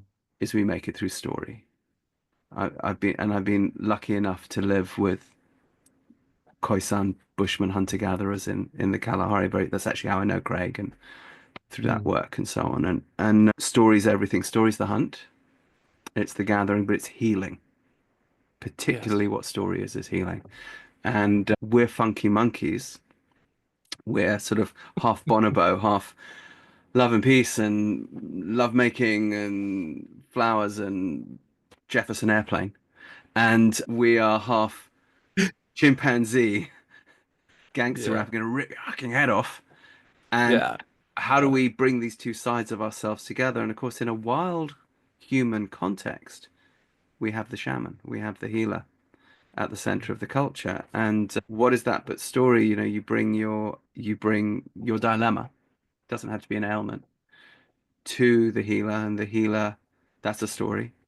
And then the healer goes into the spirit world, goes into an altered state of consciousness, and goes and talks to ancestors. Or you talked about Mm. climbing a rope. That's very interesting. Earlier, it perked up my ears because all the good healers I met in the Kalahari talked about climbing the rope to God's village when they're in Mm. trance, and seeing this great interconnected web that they climb. And then they get a series of instructions, and then they bring that back and create a new story. And then you go out into that new story. Now, there you are in that wild area, but one of the things which I think we all feel to some degree in the US, unless we're living in a place like New Mexico, where there's a really, really strong indigenous culture where the people who were always on the land are still on the land, there's often a sense of, ah, but the people are missing. And this idea of pristine wilderness, we know is a complete illusion. There were Yeah. always people there. The people got cleared out to make it a national park. It's the same story in Africa, by the way. Mhm. And of course, when we go into the city where we say there is no wild, as you pointed out earlier, we're surrounded by the wild in the city. We are of the place. But yet when we go into a place like Yellowstone, because the original people, the Nez Perce, as you pointed out, they're not there anymore. And there's a pretty thoroughgoing genocide. Yeah, we got to call it what it is. And I'm a product of the colonial experience myself. My family are South Africans, and yeah, yeah. I mean, we all participated, our ancestors all participated in this.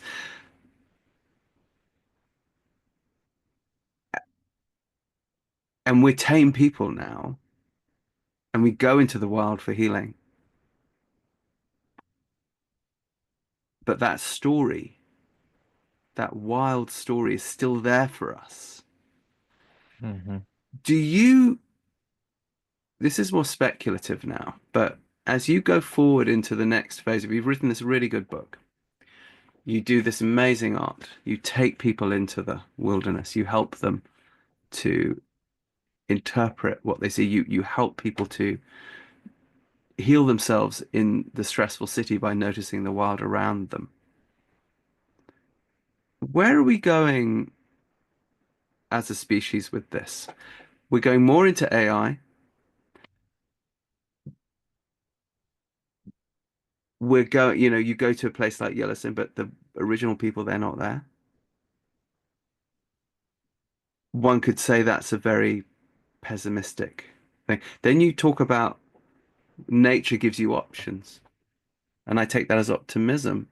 And there have actually been a lot of recent, and I've been involved in some of them as a human rights activist, big wins by indigenous people in the last 30 years, as almost like a slowly rumbling momentum that from the old days of just wipe them out to build McDonald's, to now no, indigenous people are beginning to get the land back and change Hmm. things. And what else was wiped out, say from Yellowstone? The wolves eradicated, and they're back.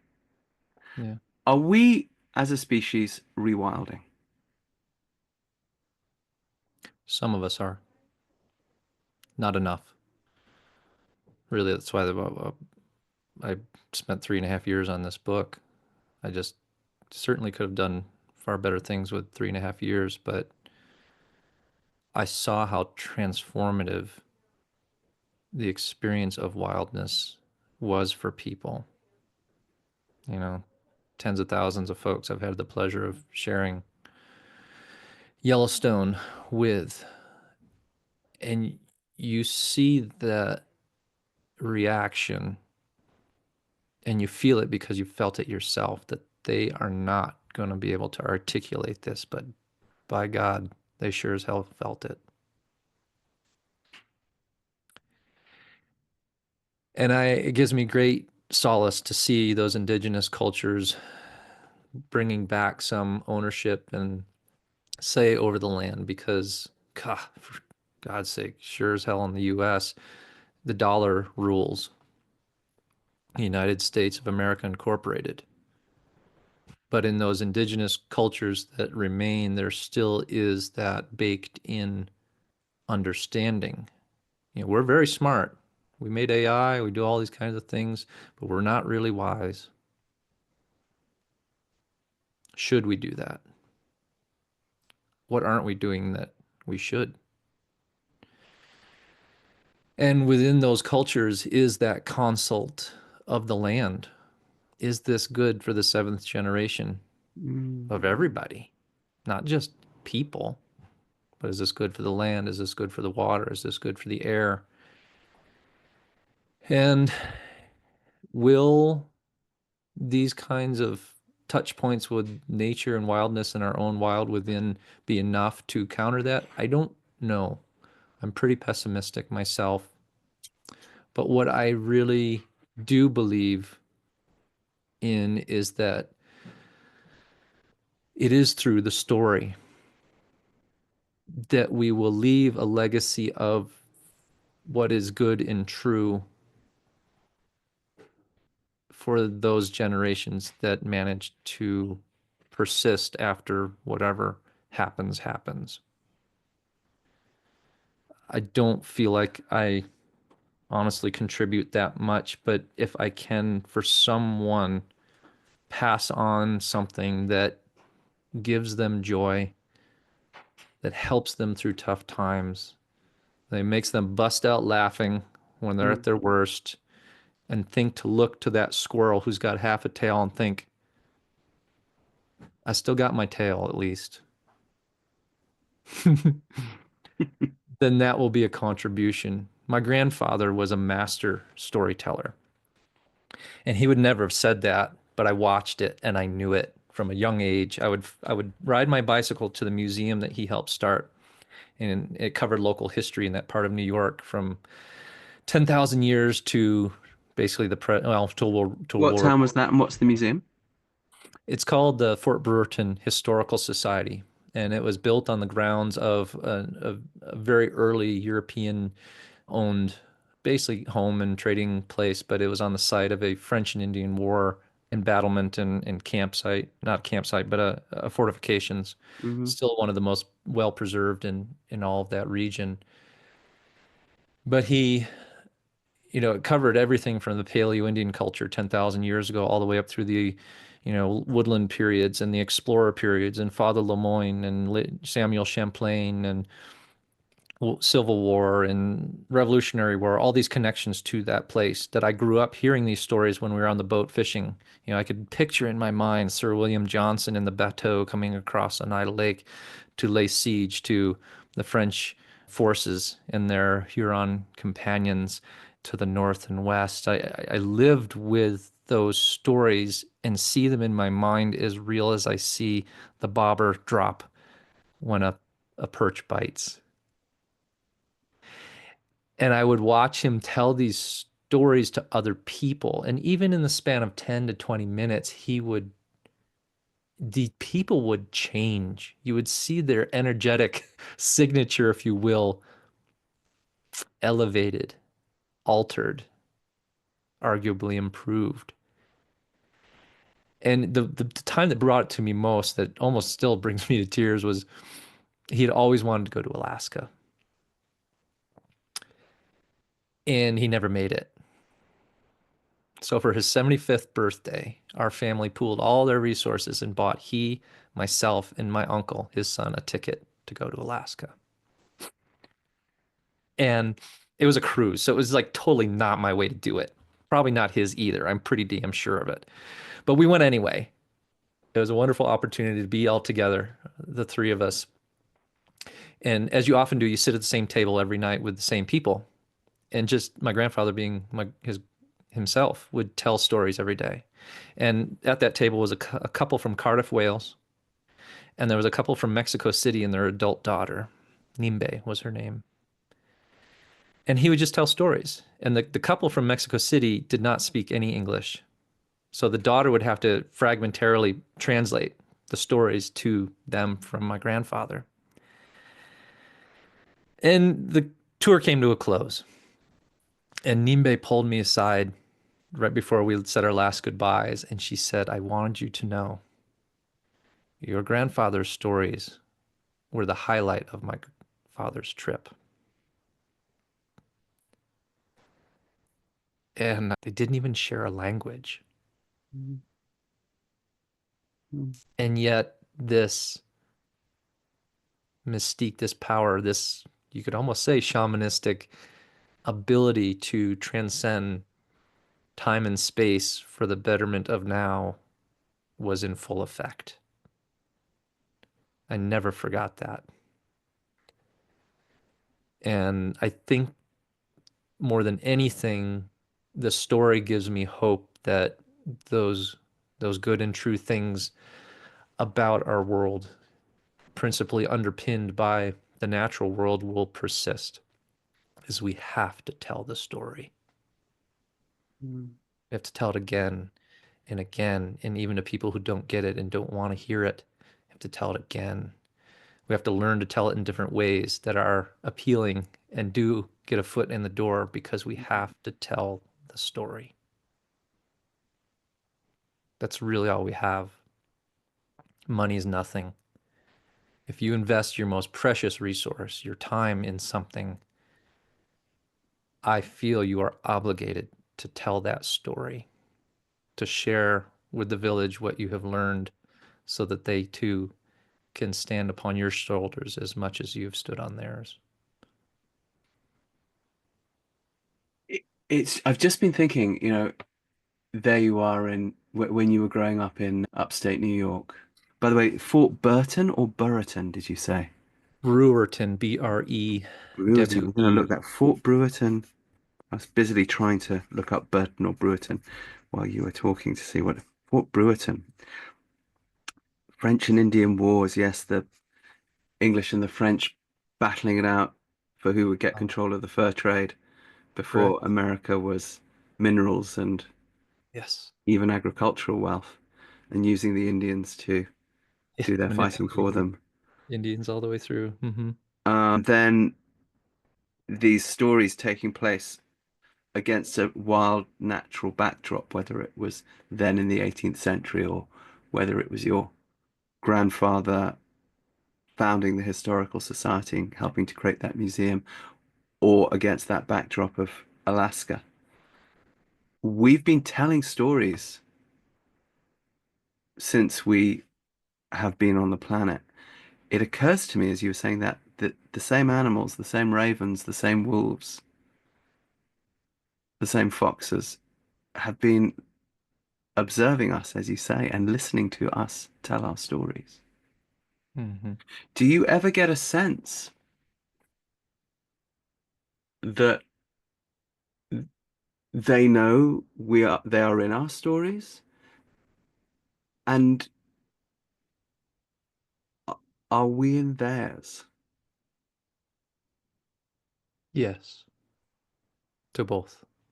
Talk to me about that. What's been your experience?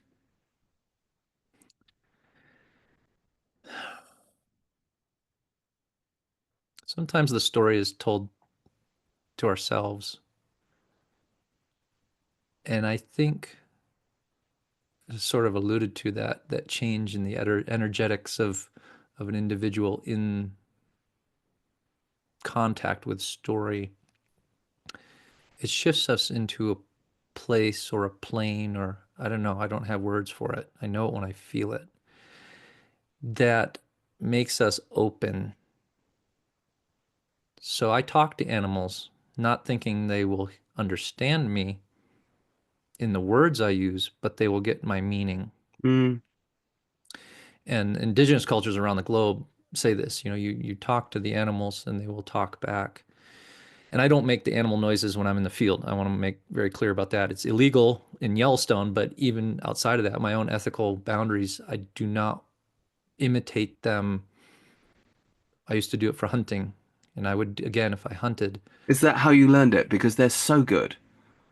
Yes, that's where I started. It was I learned to hunt deer and turkeys and ducks and geese. I figured out how to call beavers of all things in order to hunt them, but it didn't get me closer to them in the way that we're talking about here.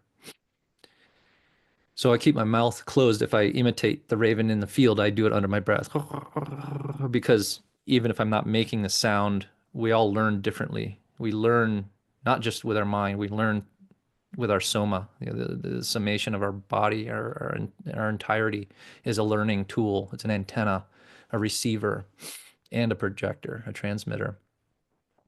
And so when I'm out there, I've heard indigenous folks that I know here say that the animals respond to them when they speak their native language.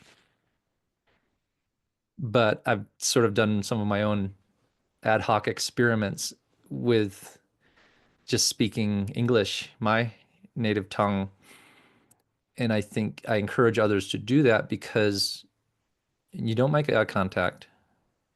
Like with a lot of indigenous cultures, it's important that you don't look your fellow interlocutor in the eye. That's rude. It's a provocation. But you speak into the space that you share and they hear you. They get your intentions, they get your motives, they understand whether they are safe or not. A great example is my son and I walked our dog. He just had knee surgery, so we weren't going very far, but we went down the driveway, which is 2/10 of a mile long, but we went to the end and on the way back, in those few minutes, an entire herd of elk walked across the driveway and were occupying and feeding the place that we had to walk through to get back to the house. They were all almost all around the house.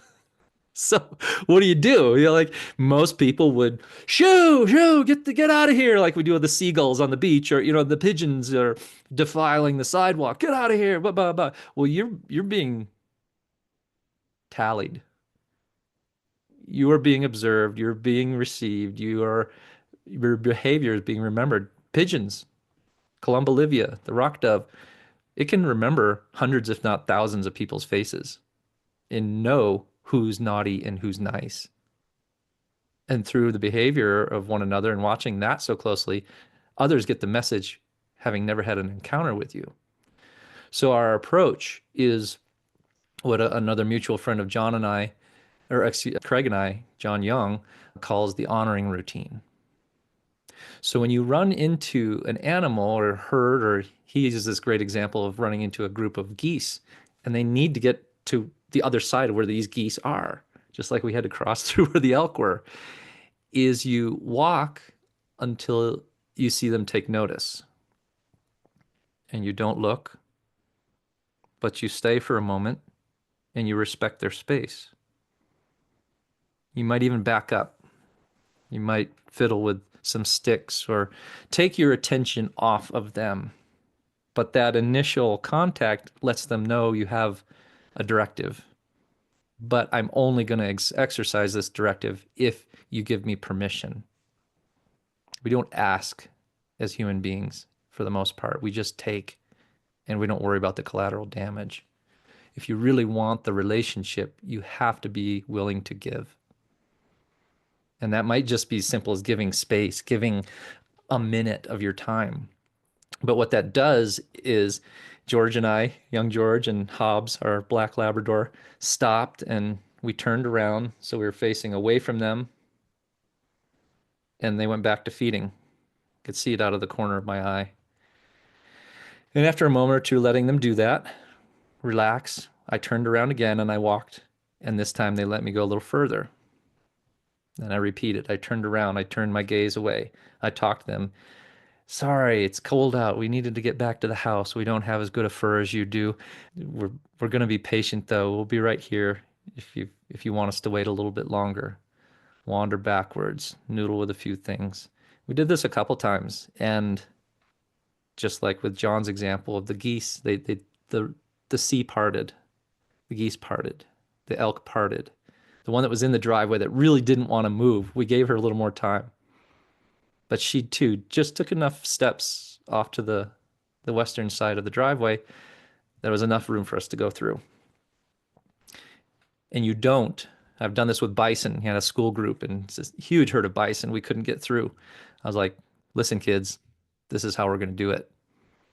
No pictures, no eye contact with the animals. Follow these rules to the T. And they let you right through and thank them. It's a conversation that's communicated without sound in that case, but it is very clearly received and acted upon. And that reciprocity of, all told, that elk incident, it cost us maybe 5 minutes. Like all of us can spare 5 minutes. Because the beauty of what comes out of that now is that group of elk remembers us.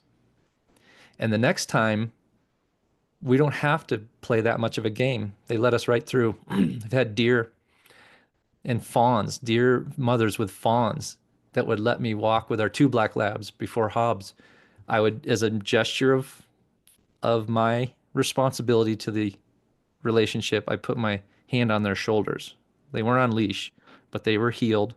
I put my hand on their shoulders to demonstrate that we're all in this and we're all going to behave. And there are times we could walk within 10 feet of her and the fawns. Mm. That's you see people think that's magic. It's not magic.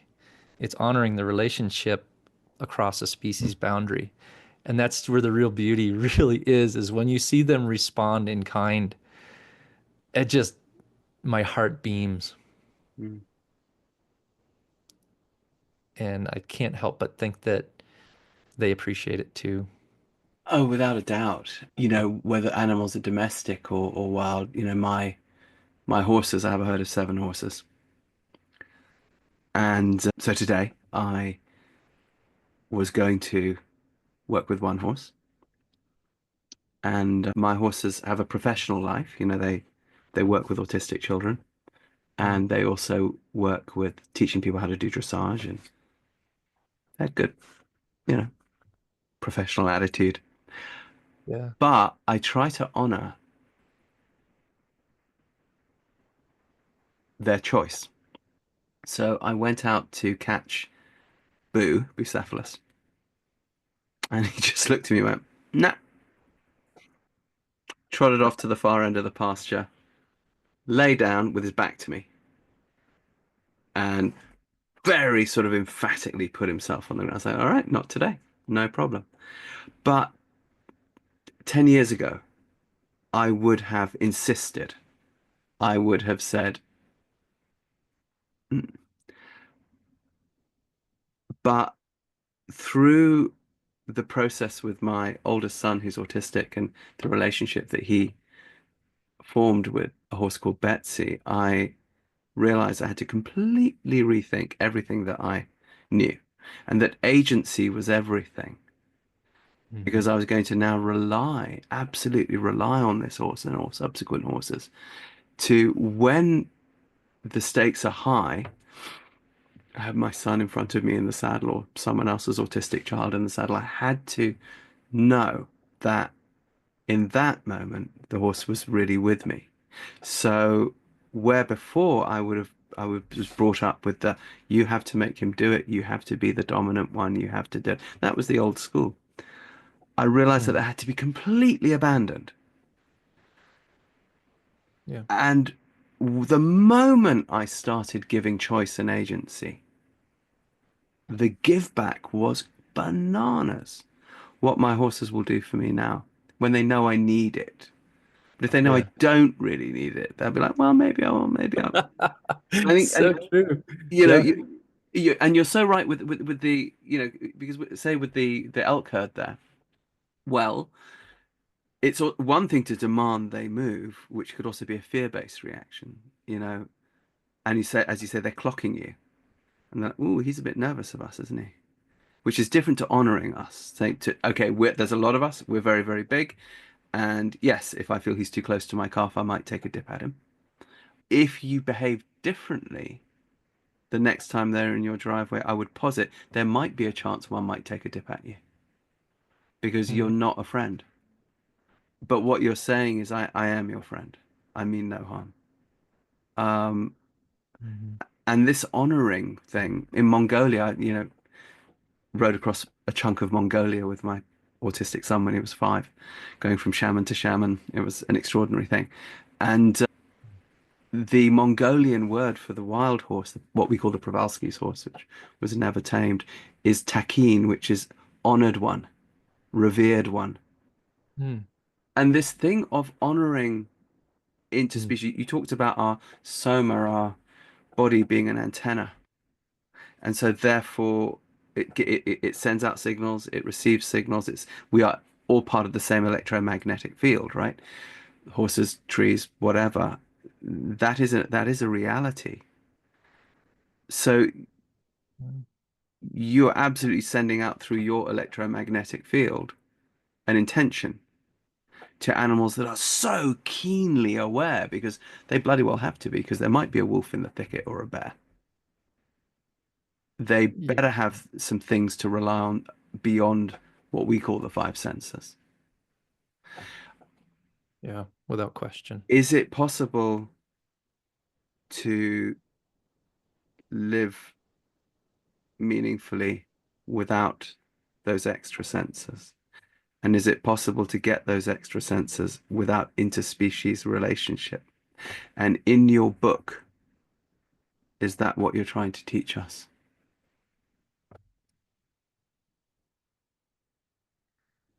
Hmm. I think those extra senses are revealed to us. They're in us all along. We come like the elk, like the wolf, prepackaged for connection. We come prepackaged for a particular context, Mm, a place. If anything in the book, I really hope folks come to see they don't live at an address, but they live of a place. Mhm. And our guides are these more than humans who exceed us in so many capacities. Yes, they can hear in frequencies far beyond us. Yes, some can see in ultraviolet light. Yes, some can hear in subsound. Some can smell in parts per billion of things we don't know exist. But we have superpowers too.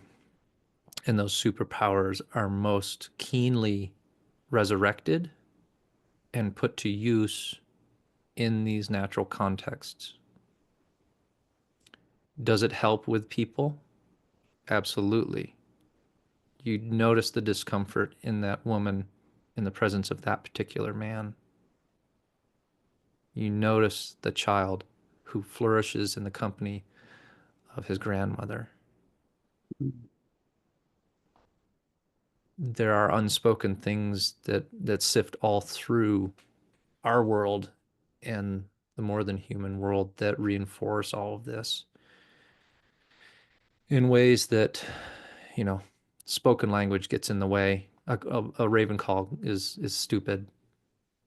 And I don't mean to sound trite in saying those things, but the sounds, the listening, the using the senses where we just begin the relationships are the stepping stone through the first door.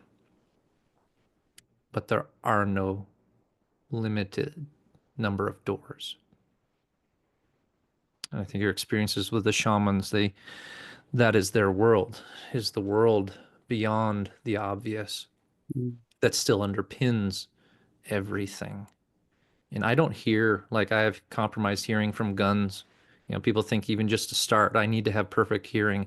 I need to have perfect vision. And in the book, I even talk about folks with autism and, Temple Grandin's work with animals. They relate in ways that neuro normal people cannot or do not.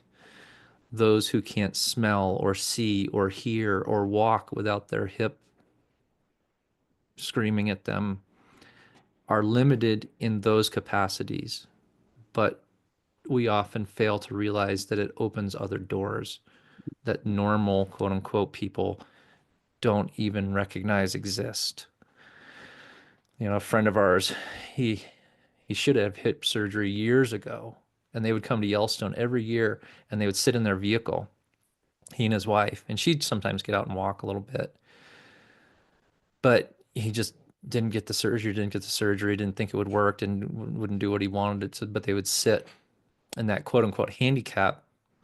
I think of our one friend, Shane Doyle, who's a Crow tribal elder. He says, in our culture, there's no handicap. Everyone is alternately able. And the Haudenosaunee story of the muskrat saving the world, or being the one who brings the world into existence by grasping that little bit of mud from way deeper than anybody else could dive in the limitless sea to put on the turtle's back to begin everything. Those insights and lessons and successes are so often rooted in those unexpected places and people and beings. And those beings reside within us. I can't hear above 8,000 hertz here. I can get to about 14,000 here. But it's not what you can and can't do. It's what you do with what you can do. It's what you do with the sounds you can hear. I could eclipse other birders in finding warblers and even some that made these high-pitched sounds because I listened better to the sounds I could hear. And that was a gift that nature gave me. As we move towards the close of this, and I hope this is just the first of several conversations, I would love to have you back on to go more deeply into this. Hmm. Although I'm also not going to let you out of here without hearing how you call a beaver. So many jokes. Very little time. Oh, Uh, yes. but I don't know if you've ever been to Detroit, but there's a famous exit off the freeway by there called Beaver 69. And when I was lucky enough to spend some time with the Cree up in northern Quebec when they were fighting off Hydro-Quebec who was going to flood their land, and they were actually successful. I ate a lot of beaver, and Yes, you did. and I presume that's probably why you were hunting them too. Let's just go back to your book because I want people to go out and buy your book. Take us into a last story from there that will help bring our listeners who, yeah, I wrote down this word while you were talking about the healing power of nature and so on, and perspective. And the word that came to my mind is awe, AWE. Hmm. And whether it was you with the elk, you with the wolf, you with the ravens bouncing like popcorn, whether it's me this afternoon saying to my horse, you know what, if you don't want to, no problem. And and look at you, so that allows me to see him in that moment, not just as this horse I'm going to, but it's, oh my God, you're this most amazing, beautiful animal. Look at you. Look at you. You're awe. Yeah. I'm in awe of you. You put Mhm. me in perspective. I'm small compared to you, and you're beautiful compared to me. And I think that's the power of your book. That, and we talked about mental health, and there's data now showing that even if you're living in the most non-natural environment and you're all depressed and you're if you watch a wildlife documentary, your body begins to respond very, very similarly to if you were in nature. The subconscious doesn't much care whether it's simulated, and maybe VR will help us in this way. At least we can get back to nature. Who knows? Who knows? Who knows? Maybe that's where Yeah. AI will help us. But I feel that a book like yours gives one that sense of awe and that sense of it, healing. So give us one more story. Hmm. Well, first, thank you for that. And thank you for having me on. It's been a real treat to be able to share what is, you know, our day to day. Doesn't seem that special sometimes, but each of us hold within our own hands, within our ears, within our eyes, our minds, these diamonds in the rough. And those gems are, as you say, I agree, they are the embodiment of the awe that you find when you just open up to what comes in. And one day I'd had it with The Office. We run a fair bit of, I have an online course on animal language, and we run an online summit on Yellowstone topics, so folks around the world can tune in. Many of these things, because of our age, are very, very office screen to Right. do phone oriented. And Here I that am is, living in Yellowstone staring at a screen. Yeah. Yeah. yeah, absolutely. We are not made to operate on this wavelength, and yet this is how we connect and tell the story these days. And I'd had it. I was done. And often my wife will see it before I do, or the dog does. Like, you need to go for a walk. Stop being a dick. Get out. Yeah, exactly. Go out now. I think it'd be wise for you to go now. And one day I went out for a walk, and I write about this one in the book because it to me leaves the breadcrumbs to what I feel is one of the highest order experiences of that awe. And instead of just going and sitting or just going and walking, I did what you could say was just an extended stand that slightly moved. And what I mean by that is I went into the I do lower that sometimes yard. after 5 pints. Yeah, but Yes. And that's kind of the way it felt. You know, I went into the lower yard and I was going to walk. I was going to go do something. uh-huh. And what I realized is what I needed most was to be something. Mm. And I just stood there and I just let the senses go. There's a jet flying over. The breeze is coming in this way. Oh, no, it actually is swirling back from that direction. The Mm. sunshine is hitting the back of my neck right here. The Mm. grasses are blowing in front of me. just absorbing these patterns. And every once in a while, every few minutes, I would just take half a step, Mm. a full step maybe. And by the time, I don't know how long it was, an hour, hour and a half had passed, I'd gone maybe 20 feet, 30 feet tops. Mm. And whatever happened clearly shifted the dynamic of how I existed in that space. And I don't really know how to articulate it beyond that. But as I was standing there, this song sparrow drops in, like almost over my shoulder, and it lands in the ryegrass in front of me. And it's almost at my feet, and it's gnashing on this ryegrass seed. Like, in the book I described as it's kind of like that country diner, and everybody's in there, locals drinking coffee, and they got the plastic, coffee stir, and they're just chewing on it like a piece of grass or something in the corner of their mouth. And it's just living. It's doing its thing, completely ignoring me. To me, that is one of the most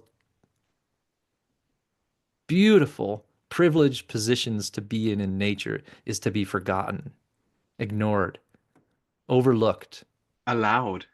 allowed. Exactly. And I felt different. It was just like it was not quite like I had too many pints, but it kind of smacked of an altered just it was like all the senses were on high, functioning independently but in unison. And I just felt so relaxed. It was beautiful. It was just like having a killer massage, or a soak in the hot tub after a Endorphins. Yeah. long day. And my phone went off. Of The course. alarm clock went off, and I was like, gee, god damn it. Like here I just like, ah, I've ascended to this, altered state of consciousness, and the phone rings. The alarm says, get back to the office, dummy. And I smack the phone from outside my pocket, and it shuts off. And I begrudgingly turn around, and I start slowly walking back up the steps past the greenhouse toward the house. And there's three, is it three or four? Three or four black-billed magpies. They're a member of the crow and jay family, just like the raven is. But they don't like being around people at all. If you feed them, yeah, it's like the gal with the crows that you get to watch. They'll snuggle up to you. But in my mind, we don't feed. The reason I don't feed is I don't want our wild neighbors to be engaged in prostitution. I don't want our relationship to be predicated on something they absolutely can't do without for us to be together. It has to be built on trust first. And without that, it's to me not worth it. That's a whole nother topic into After itself. that, you can have the prostitution. Sorry, I couldn't finish Yeah, what you were saying. exactly. I After the don't want trust, to, then we can I have don't, it. yeah, I don't want to pay them in the currency I'm they not going need to pay you to until I hang out trust with you. me. Yeah, yeah. Because when No, you I run hear out of, you. it's I like hear training you. a dog or training a horse. If you're just training them a treats, they train to get the treat. They don't give a care about you. You run out of snacks, you're old news now. Mhm. So we didn't feed these magpies. The neighbors didn't feed them. They're always around. Every Mm. time we go for a walk, they're there. And they're usually gone. If you surprise them, the closest you usually ever get is 30 yards, 40 yards, 50 yards. Usually, if it's an open and they're gone, they take off. They are not hanging around with humans. Not any of you walking around on two legs. Out of here. Sorry, buddy. Not trusting you. And oddly enough, that day, as I walked past the garage, these three magpies were right next to the sidewalk that I had to walk on to go into the house. They just stayed there. So, but I don't know. I don't know why. I just felt like I could keep going. So I took another couple steps, and they stayed there. And I took a couple more and a few more until literally Rupert, I was standing over them. Mm, This is a position they never would mm, concede to. mm, I'm standing over them. I can hear these tiny little sounds that they're making, this little the sounds that you can't hear if you're more than 5 feet away. Like we've heard them outside the window and other times where we could be that close. Never when you're out and about. I could see what they're picking at in the grass, the food that they're selecting. They're moving away the grass blades and twigs and little pebbles, and they're all, they were. If I fell over, I would have fallen on them, and yet they were pretending, acting, carrying on as if I didn't even exist. Very mysterious, very puzzling. And then at once I had this thought of, wow, nobody's going to believe this. And in that instant, I didn't move. I didn't make a sound, but every single one of them looked right up at me and took off. And after that point, I was like, what the hell was that?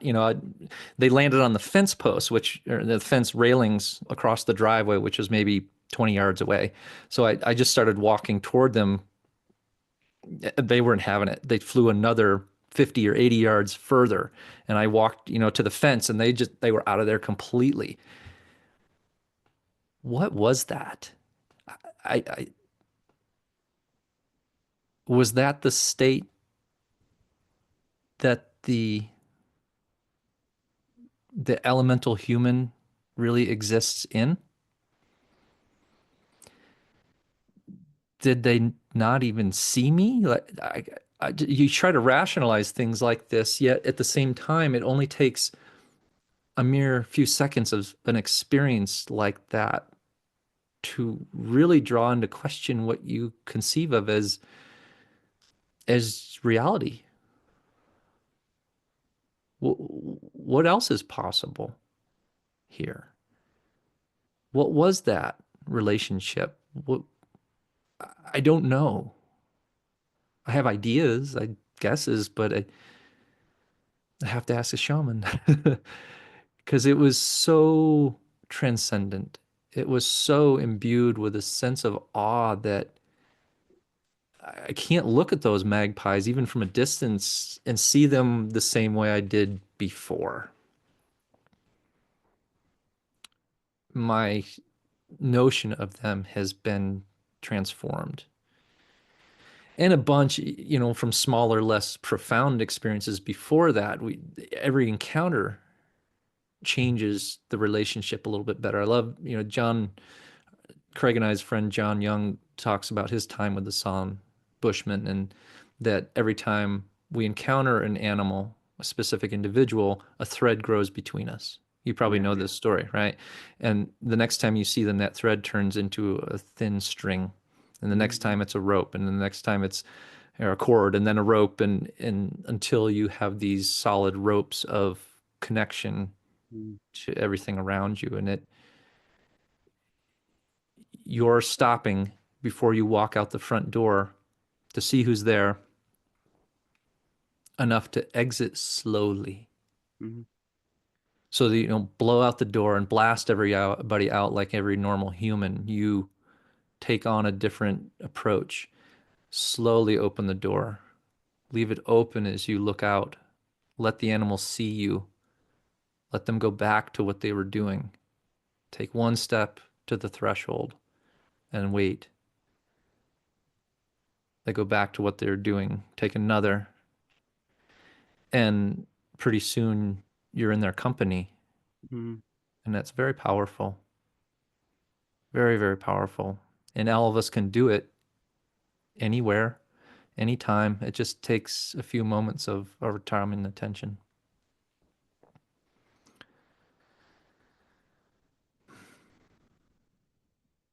Well, I feel your book helps us to enter that shamanic state a bit.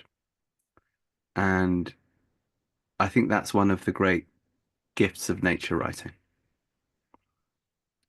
it draws our attention back to the wild, and it draws our subconscious back to the wild, and it draws our souls back to where we know we've lost since we became tame. And with each telling of a story like that, and each reminder that it's possible Hmm. to step back over that bridge, in fact, all it takes is intention. And we're right Indeed. there because we're the same species we ever were. Absolutely. But it's good to be reminded. And as you say, if we're not reminded, even those of us that know and value this, we we slip so easily into poor mental health, basically. For those generations coming up now, if they're not reminded, if the cycle of storytelling is broken, how will they value that which we are supposed to not just protect, but upon which we rely for our very sustenance? Hmm. So when you write a book like Eavesdropping on Animals, when you create the art that you create, let alone when you take people in to the wild, you remind us to care for ourselves, because to care for the wild is to care for ourselves. And to forget it and denigrate it and destroy it is to do the same thing, to destroy ourselves. But we might not even know that because we're so growing up in families that are so, cultures that are so long divorced from the wild. So every contribution that you make. So listeners, buy Eavesdropping on Animals and buy one for a friend, especially if you've got a friend that's not having much access right now. In Indeed. return, George will now call a beaver. I suppose I should fess up. So the beaver is also a very social creature as well. So if you learn to sound like another beaver, you stand a chance of having a very close encounter with the castor. And most commonly and most attractive to them is the sound of chewing someone else dining. Ah, And so if you can imitate the sound of them doing this corncob-like chewing of the bark off of a twig,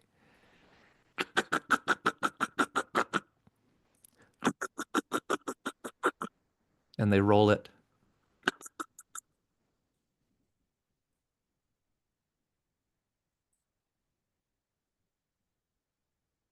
you can often call them up right up to you.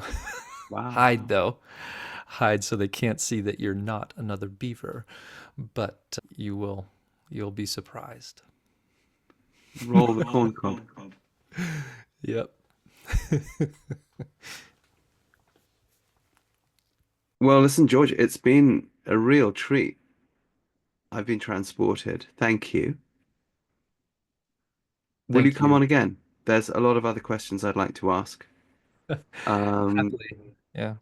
what I'm thinking we should do is we should actually have a little three-way panel with you, me, and Craig, Oh, that would be fun. which means I just get to hang out basically with you and Craig. Very cool. Well, We I'd can love call to. beavers together. There you go. We'll be a colony unto ourselves and maybe draw some others in. Yeah. So, listeners, if you fancy the sound of that, we will see if we can do a Craig call. Have to. Oh, what would that be? What's the sound of What's an octopus suction cup popping off? Yes, or the sound of sea lice crawling over a forearm There in you their go. thousands. The stuff that man puts himself through. The bark of a Cape clawless otter. That's right. The feeling of kelp wrapping itself around your lower calf when there's a great white closing in on you. That's a very with the water at sort of sub-zero temperatures. That's a very Craig type of situation, and Yes, it isn't that is. perfectly normal? Well, I would be up for it. It's not often that we get to have these kind of conversations, and Mm. certainly not frequently enough then that are in ways that others can benefit too. So count me in. So tell me before we depart this time, how do people find you? Sure. They can find me for the art, you can see my website at georgebumann.com. Bumann rhymes with human. It's spelled B as in boy, Umann. And my wife and I have a lifestyle blog about our life here at the edge of Yellowstone called ayellowstonelife.com. And at present, if you are already a Yellowstone aficionado or would like to be, we're working on the fourth annual Yellowstone Summit, which is an online event for anyone around the world to hear from the world's leading experts on all the neat things about this place at yellowstonesummit.com. When will that be? The event goes live on the 20th of February this month Oh, and soon. runs through Okay. the 23rd, very soon. So we're in the throes of finalizing speaker material and programs. So we have pre-recorded and live sessions. We have everything from geology, ecology, animal behavior, photography, trip planning, you know, geothermal things. We actually have a a classical music composer who's created some works based on his time guiding into the back country of Yellowstone this year to feature this year. So a nice variety of topics, the arts, literature, and to really give people a well-rounded feel for the awe of this place. Sounds like an insane amount of work putting that together. It totally is. It sounds like It's total stress to ridiculous. me. It's like, My wife is really at the center of it, and it's solid 4 or 5 months of the year to put this together, for and she is sure. a rock star when it comes to that. So I Sounds like a give, wonderful thing to attend, an absolute nightmare to put together. Yeah. but it's so rewarding because, Uh, from our 2.5 decades of giving and organizing education programs here, we know so many of these people doing things that are off the charts amazing that you would never know about. Sometimes you might in the academic literature or park films or programs of that nature, but there's folks who are doing things that are so incredible that unless you lived here, you wouldn't know about them. So it's actually a real honor for us to be able to put these folks up on a pedestal for others to appreciate in the ways that we love them. and again, what's the web address for people wanting to attend that summit?